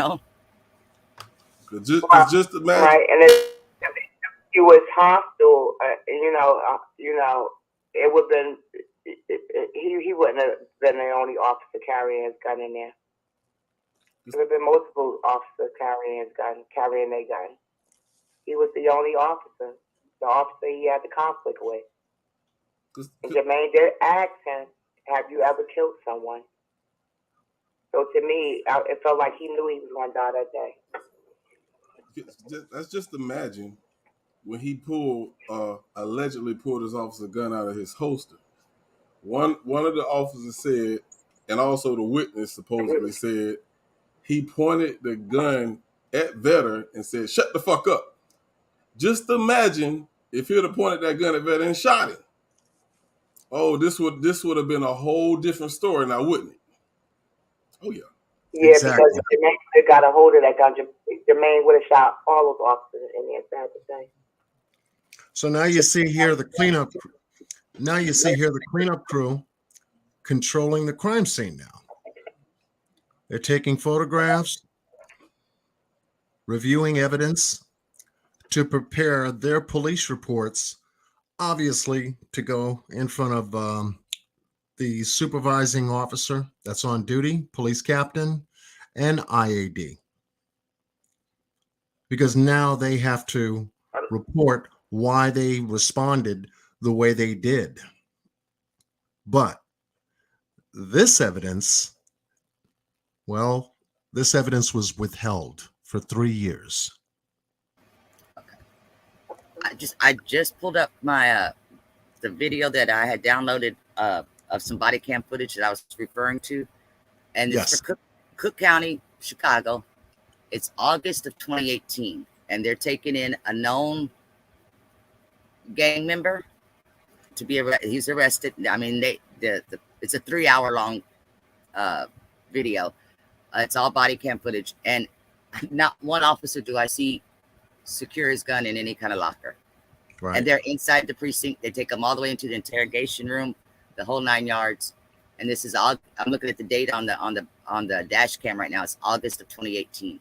Now I can't tell you what Cook County's policy is for that, but being that that's such a high crime city or county, in the United States, and knowing that if a gang member got your gun, Mr. Officer, what he's going to do with it. But yeah, every one of them still had their guns on them. Yep. Right. Hey, quick question. In this particular footage that you're showing us, John, Yes. they got audio. Miss Naisha, I don't know if they let you see any part of the footage once he got in the precinct. If they did it have any audio? I didn't see that. I'm requesting the original tape and the updated tape because the original tape that the previous lawyer had was corrupted and it wouldn't play. So once I heard him getting beat from the police car and I seen what I seen, I walked out. Like, you're not going to have me sit here and watch somebody allegedly blow their head. No, that's not going to be on my psyche when I already got that picture in my mind already. So until I can get the tape analyzed, then that's what I can say what happened. But you're not just not going to tell me that he committed suicide over a traffic stop. That's not his first time being stopped before. So why would today he just kill himself? All right. But what was the possible cause for you chasing him in the first place in unmarked cars? Who did you? I don't know. And that article about the black BMW, you would never find the first article. That article was edited the next day. Where's the original article with the BMW, the black BMW rim in it? You would never find that article. Wow. Yes. And Miss Rainbow, I did cut the audio. I had played it previous to this up to a certain portion because I just wanted folks to see a visual of what a booking and processing area may look like, how confined the area is, what security protocols should be at all time present in the area. And we also know that in this particular video piece, there is a security lockbox for weapons. John, in the same room. Can you rewind that about 30 seconds? I just saw something. Yeah. On the police report, it's clearly stated that they was chasing a black car. They named my car Black. And the person was 180 pounds with an afro. Jermaine didn't have no afro. Jermaine is not 180 pounds, and my car was not black. The thing that that caught my eye was y'all heard about that other case where I think it was a female officer accidentally grabbed her gun instead of her taser because they were close together, and she ended up shooting the person. This bald-headed looking guy here, that's his back's to us. He went to reach for something. It looked like his firearm. I'm assuming it was his taser, but what I saw him was he actually looked at his hand before he. Yeah. I did see that. Yeah. I'm impressed. I mean, yes. There's a cheap desk, but at least he looked at his hand to make sure what he had before he fired it. Yes. I thought that's what I saw anyway. Yes. Good observation. I told you I'm blind, but I see these little details. I don't know why. Yeah, because his firearm is on his right side. Yeah, oh no, maybe it's the handcuffs. Okay. Whatever it is he's grabbing, at least stops and looks for it before he does whatever he's doing, So that's a good thing, Somebody knows what they're supposed to be doing. It looks like a cell phone, and he's calling for backup. Okay, I couldn't tell what it is, but it's we see the same mistakes being done over and over again, precinct to precinct across the nation. Yeah, hold on 1 second. Oh, I have it on slow motion. I'm sorry. And then, you know, it's a tragedy seeing the same mistake over and over, but do we see people correcting it? That's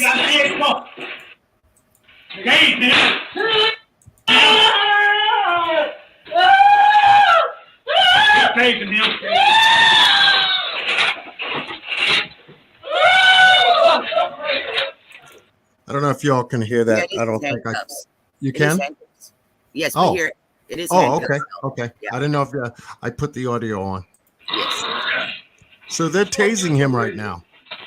Somebody is, yes. And the other guy's trying to put the One handcuffs away on. at the jail in the booking room. One away at the jail in the booking room. He's tasing him. Give me that other hand. Give me the other hand. He ain't doing nothing with this. Other hand. Jesus. Turn on your stomach. Spitting up crap. Turn on your stomach. Turn on your stomach. Go that way. Now remember, he's handcuffed. So he's in a very awkward position. Try to get this guy on his stomach. I think he came up out them handcuffs. Mm-hmm. But, you know, everybody has their own thing at what you hope for in these instances. As humans, everybody's going to screw something up. Whether you're the one on the ground or you're the one wearing the badge. Decided to eat some pills. But then he went through the computers. Yeah, so now they have him on his stomach. You can see the position of his legs. Up in the air, yeah. Yeah. We're going to get up real slow. And obviously you see the knees, where the knees are, of the officers pinning him down. That position, I ain't moving. Y'all gonna have to pick me up. Yeah. But that's a lot of right there. That's a lot of pressure on your rib cage. You don't realize it. Yes, it is. It is.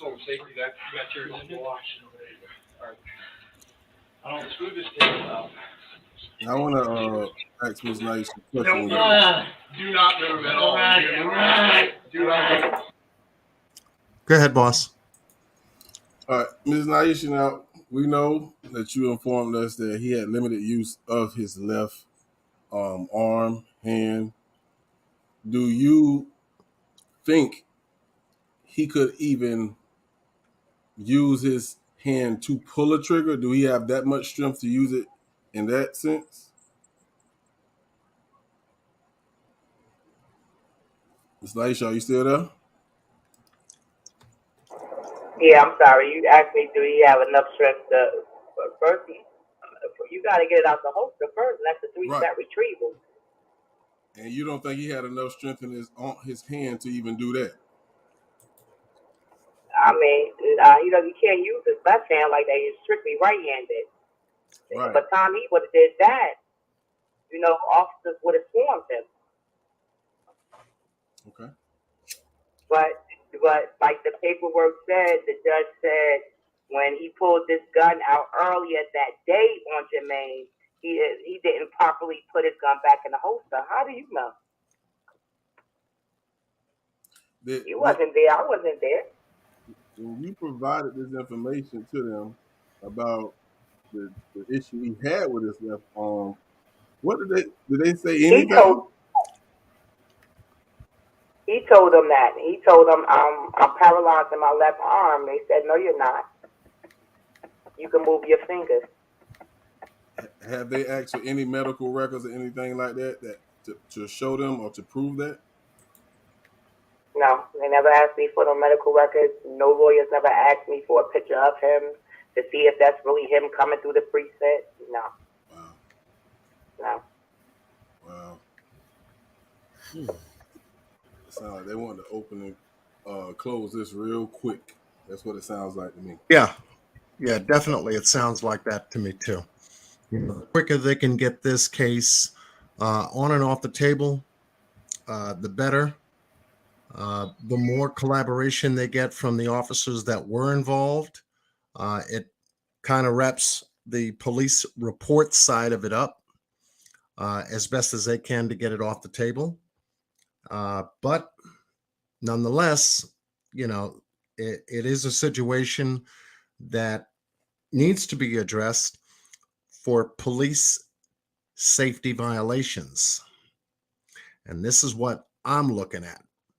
An officer was in an area with a detainee, whether it be in the booking room or in another part of the precinct that we are, currently, looking into this, unaware of, that allowed that officer to get into close quarters with Jermaine, close enough for his weapon to be relieved from him. 11 days later, police protocol, safety protocol changed. And this came right from the top. And that was the most interesting. That was the most interesting part that I saw in this case, was the change regarding the rules. Right. And I asked her, where did she get that from? Did you get that from Trenton, or you got that from that police station? Right. And what did they tell you? She said she didn't get it from Trenton. I can tell you that. So why would you believe anything this police station is telling you when they already lied multiple times? Like the inmate that was sitting next to him. Where is he? The person he's supposed to contact. Where is he? They said he's trying to kick down the building. How? That boy don't have no hit. How did he get away and run? He doesn't have a hit. And he was already shot in his left side of his head, so he could not take that many blows to that side. So if they was beating him on that side, he was going to expire anyway. Right. I know that we're on a very special live tonight. We also have a special time limit for the live. Miss Naisha, would it be okay if Mr. Boss Blake, Miss Cassie, and I spoke about perhaps scheduling another live to have you once again on board to continue this conversation regarding your husband, Jermaine Covington? Sure. Great. Sure. Great. Because I know that we're trying to, bring new people that are joining the chat and joining the story up to date. We have Miss Naisha, Jermaine Covington's wife, on the line with us tonight. And she's telling her side of the story.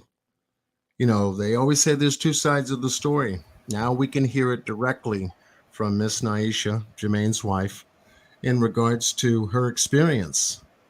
And Jermaine he never made it to process. He was dead before he was processed.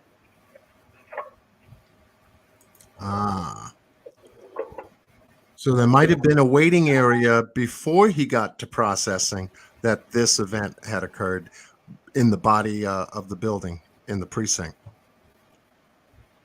Yeah, I think from what I read, it happened like within 11 minutes as they arrived. 11 minutes, yeah.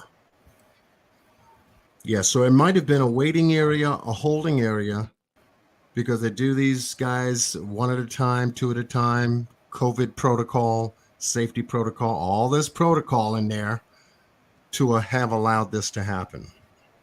There was no social distancing, I guess, when it came to this event occurring because, excuse me, this is 2018. This is pre-COVID. So there were no COVID regulations. Yeah. Ms. Naisha, you got anything else that you want to say before we get ready and wrap things up? Yes. I'm just very overwhelmed. I'm tired. I'm not tired of fighting, ever that, but I'm just tired that I'm not getting no help. I called Eric Gardner's lawyer. They couldn't take the case. I called so many lawyers. that do not want to touch this case, and I just don't understand why.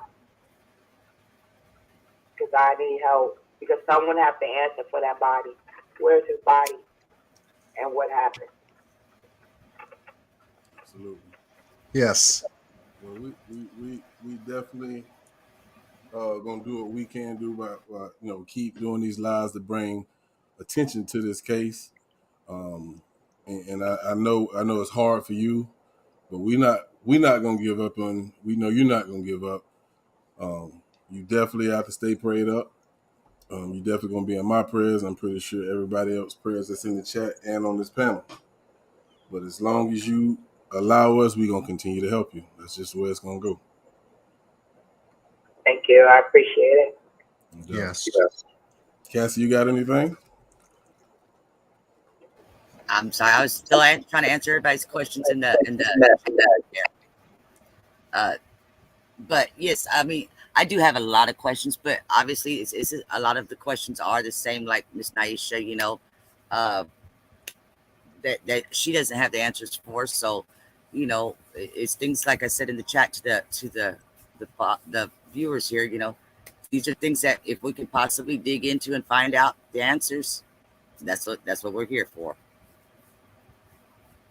Right. Because I had a lot of the same questions that she had. If everything played out the way you say it did, okay, so how come nobody started any life resuscitating measures for him? Because if there were done in the documents that I have, I'm not seeing it documented. Same thing like what she was stating with the officer Vetter when he pulled the gun originally on Mr. Jermaine. It does say he pulled the gun and put it in the fire position, and then there's nothing after that. So if you want to get technical, okay, so is he still walking around holding the gun in his hand the rest of the day? We know he's not. So obviously he holstered it, but did he not holster it back properly? Is that why they're saying that Mr. Jermaine took it? So there's a lot of questions, but again, she doesn't have the answer. You have questions about that. How can you not properly holster a gun when it's an automatic safety lock? Meaning that if it wasn't properly holstered, that means that the gun would have fell out on the way to the precinct. You walking out the car. I mean, I just don't believe that gun wasn't properly holstered. I just think that he knew what he was doing. They was arguing back and forth. Jermaine made them chase them, which is a no-no in Jersey. You make them you make them chase them, they will beat you. You got a point. They will beat you. It's just a lot. I don't believe that he didn't reholster it correctly. And if he didn't, he just assisted in the murder-suicide. If Jermaine was one, it was suicidal. And if he didn't put his gun properly, so they say, then you assisted in the murder-suicide because the boy wanted to kill himself. Or wanted you all to kill him. So that's not flying with me. Not that one. And I agree. Either way, whatever the answer is, either way, the man is, what's his name, Vetter, is, in my opinion, I'm not an expert, but in my opinion, he's still liable for the man's death, period. I agree. So if there is a locking mechanism on that holster, as of that time, as of that day, and he did not properly secure his weapon, it goes once again to safety protocol. For the officer's safety, as well as his colleagues, as well as the public. Right. You see, so they can't get away from that. That's the lockbox right there. Right. And none of the bruises that's on his face was notated in the autopsy. None of them. None of them. That's something we definitely can cover in the next Not even the tattoo where his neck is bulging out, where Najee's name is at. That's not even in the autopsy report. Right. But you do some of the words I did look up. He did have blood in his lungs, like he was choked. I don't know. I try to find the crematory. The crematory do not exist. I just don't know what to do. All right. Are you comfortable, Miss Naisha, speaking with us again? Because we'd like to, I guess, gather some thoughts and information based on the autopsy and toxicology report that you have, and some of your thoughts on that on our next upcoming live once we have it scheduled. Are you comfortable talking about that? Yeah, I'm definitely comfortable. Yeah, and I was also looking for the ballistic. That wasn't done. A ballistics report. Right. Interesting. And so there's a lot more to cover here, folks. And so tonight we wrap up part 4 of the mysterious death of Jermaine Covington. I'd like to thank Miss Naisha for joining us here on the panel to give us her perspective and her experience, her side of the story as to what happened. We're also looking at it from different points, angle points, in regards to looking at the facts and presenting the facts of the case as we go step by step, so that we can put together some additional information for Miss Naisha and her family to continue stepping forward until someone in the law enforcement legal area helps Miss Naisha get justice here. You know, she, in my opinion, has a case. There is culpability here. There needs to be accountability here. And at least that portion of the case is in a lockbox for me. The other items concerning Jermaine's body, that's still coming together at present. You know, there's still a lot of information that's being discussed right now between Miss Naisha and her attorney, along with some other additional information, which of course is an ongoing investigation and legal case. So there are certain things that we can say, certain things we cannot say for the protection of the case going forward.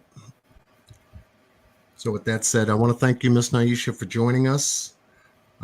Thank you, Ms. Cassie, for your expertise and covering welcome. the information that you're able to help us to cover. I'm not sure I'm an expert, but hey, I'm willing to put in. Well, whatever. yes, your eyes and perspective play a very important part because you've done some incredible casework on the Kanika Jenkins case. You know what to look for if you're looking at video surveillance footage. You know what to look for in police reports. You know what to look for in an autopsy, toxicology report, ballistics report, things of that nature, like I do myself. Along with Mr. Boss Blake, who has these stories like this unfold and can cover the full parameter of the case and bring it to light. So I think that the work that we're doing serves a good purpose in trying to help Miss Naisha do just what she needs to do. It's to find for her case.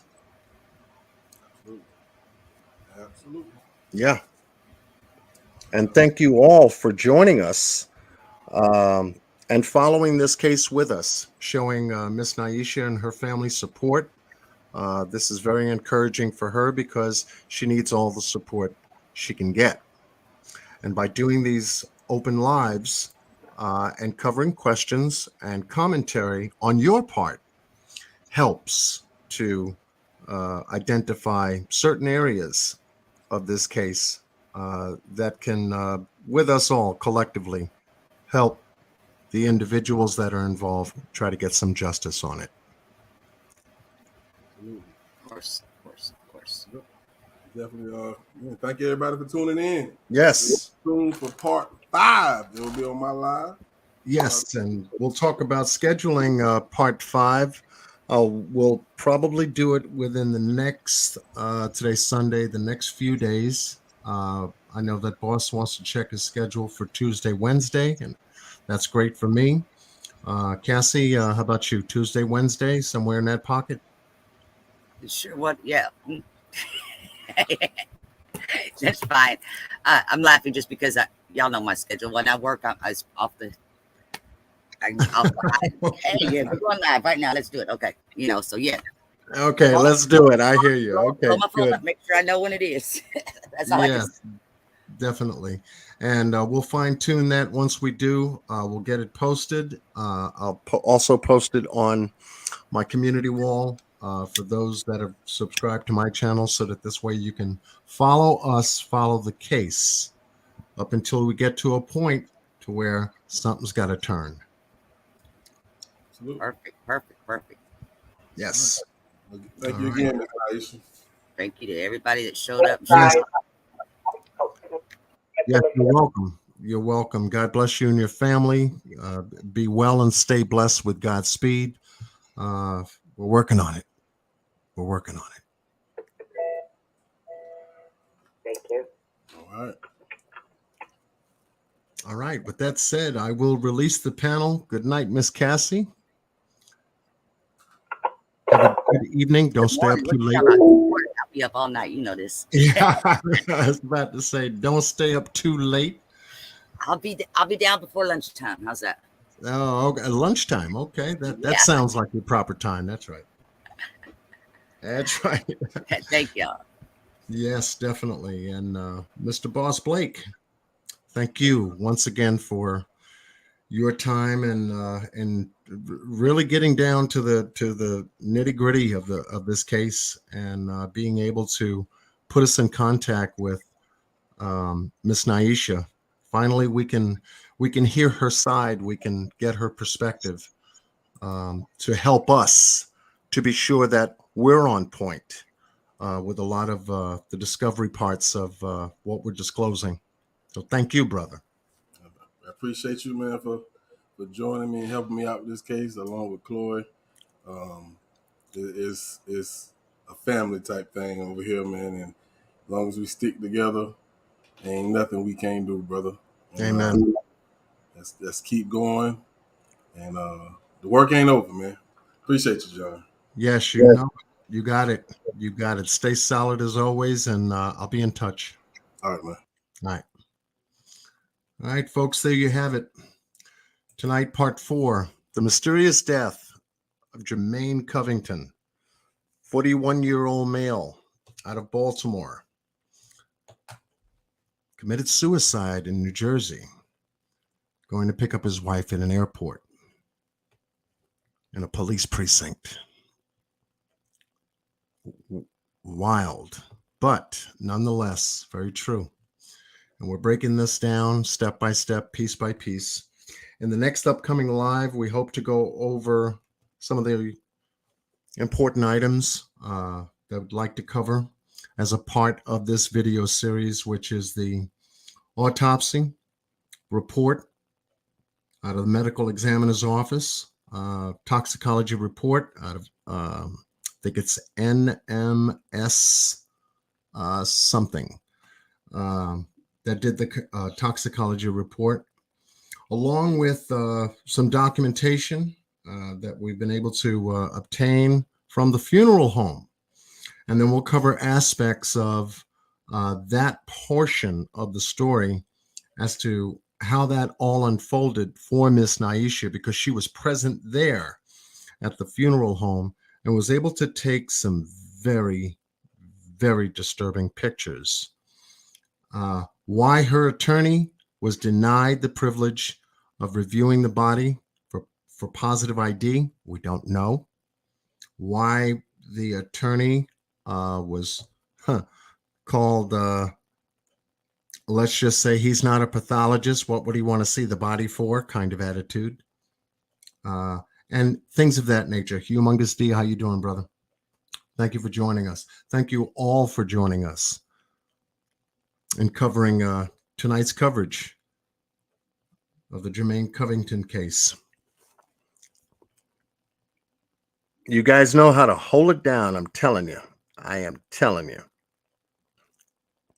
And RJ, I will be in contact with you.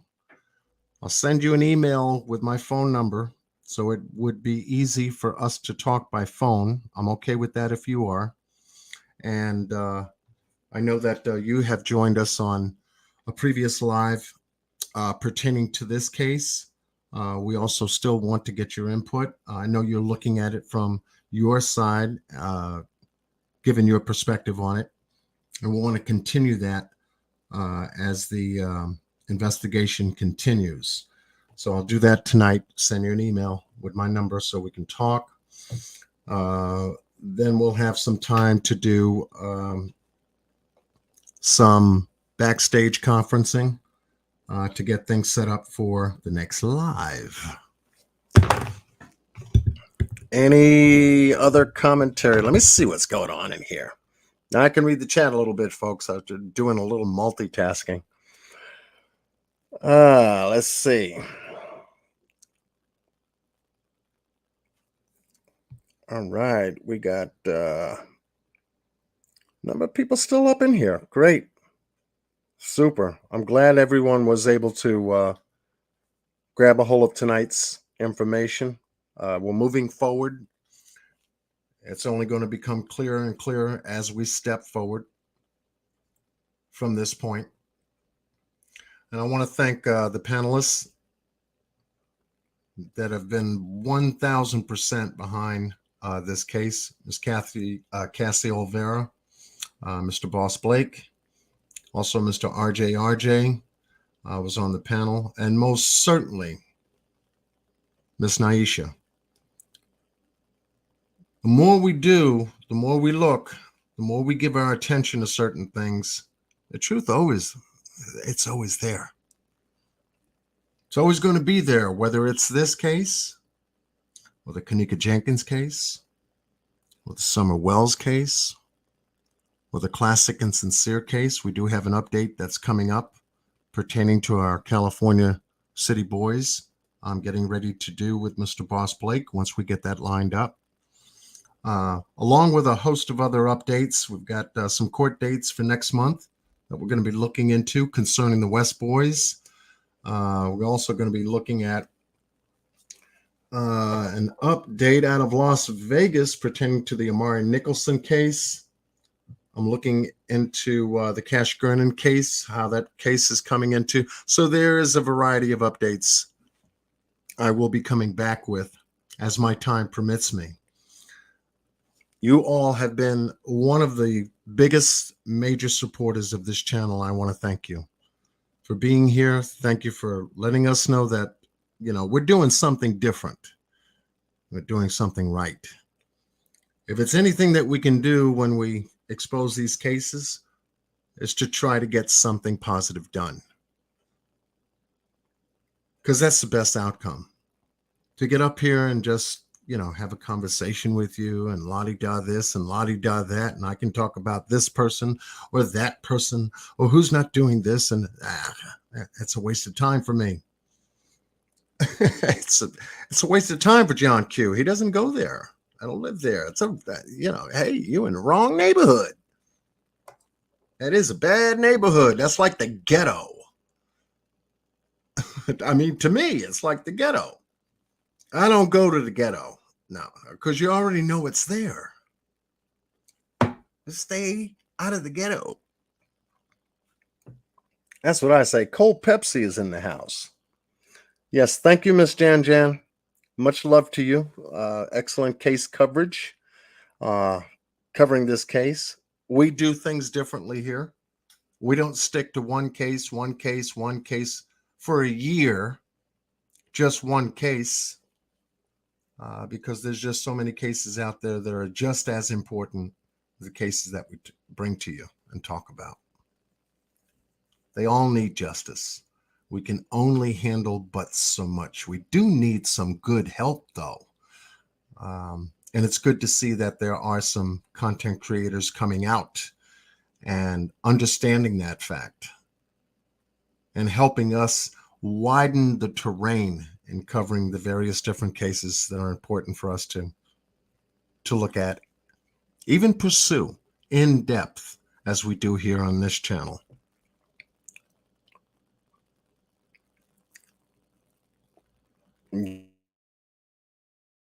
Yes, thank you, Where the Wind Blows. Thank you.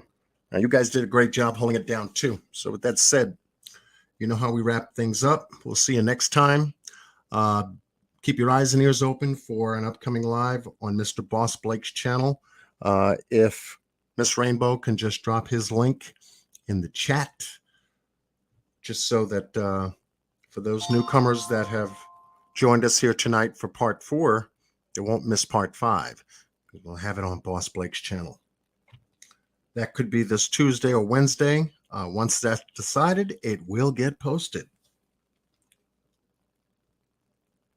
And thank you so much, Miss Double Rainbow, for all of the hard work that you do as a moderator for me. I hold you in high esteem, as well as my other moderators, Miss Aquahoma, when she's here, Miss Leslie B. Miss Leslie B. When she's here. Women that hold John Q's channel down. As you can see, we can have a great live every single time we do go live without any negative interruption, because it just doesn't exist here. We're talking about something important. That's why. And as long as we continue to do that, and that alone, we accomplish exactly what the live is supposed to be about. Thank you so much, Double Rainbow. Miss Aquahoma is in the house. Much love to you. I'll send you ladies a virtual hug from John Q. All of you. Miss Marley 13. As I said, thank you. And Miss Jan Jan for the recent love that you sent me. I surprised the hell out of me as always. Always do that. Always do that. Leslie B does the same thing. Aquahoma does the same thing. Okay, I'm not even live. What are you doing? Okay. That's like, come on back on, John Q. Come on back on, John Q. We miss you. Want to hear your voice. Say whipped cream again. Say whipped cream again and again and again. Okay. I don't want to start because if Miss Q finds out I'm talking about whipped cream, she'll jump over here. John. It was good to see Miss Q live this afternoon. It was a good live, covering some very essential, important information based on the Summer Wells case and some other things that needed to be covered. But to know that the reward fund for the Summer Wells case is going to be very revealing as to what the courts decide from the Churchill Rescue Squad coming up somewhere this week. So keep your eyes open for that. And as I said before on her channel earlier, before I went to a barbecue, don't believe anything any other channel says about what the reward fund at present is happening. They don't know. None of us do until they reveal it from the court. When the judge decides to do something and makes a recommendation or gives his opinion as to what should be done with it, it will come back. And as I said before, the largest contributor to the Summer Wells Reward Fund came from YouTube, collectively, for those that were a part of that.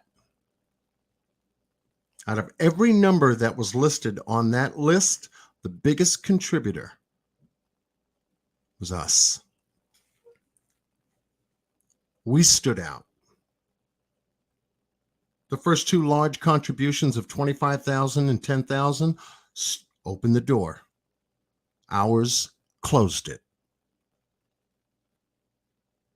Receipts posted. And the money in the bank.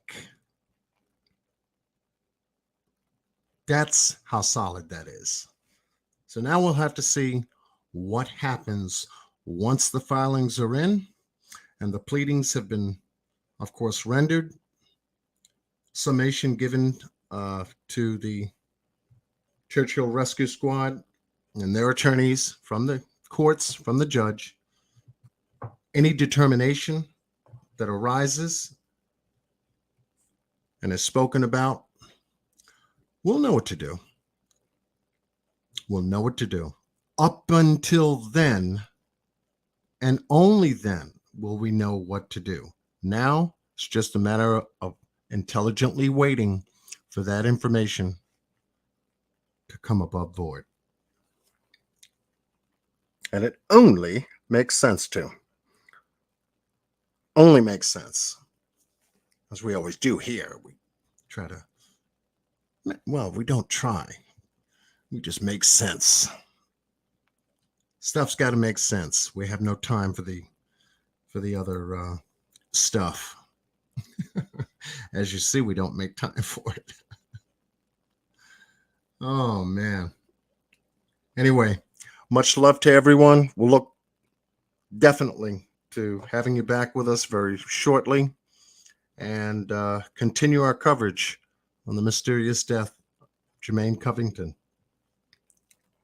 Y'all hold it down real tight. You know what time it is. Be well and stay blessed with Godspeed. Till next time. Catch you later.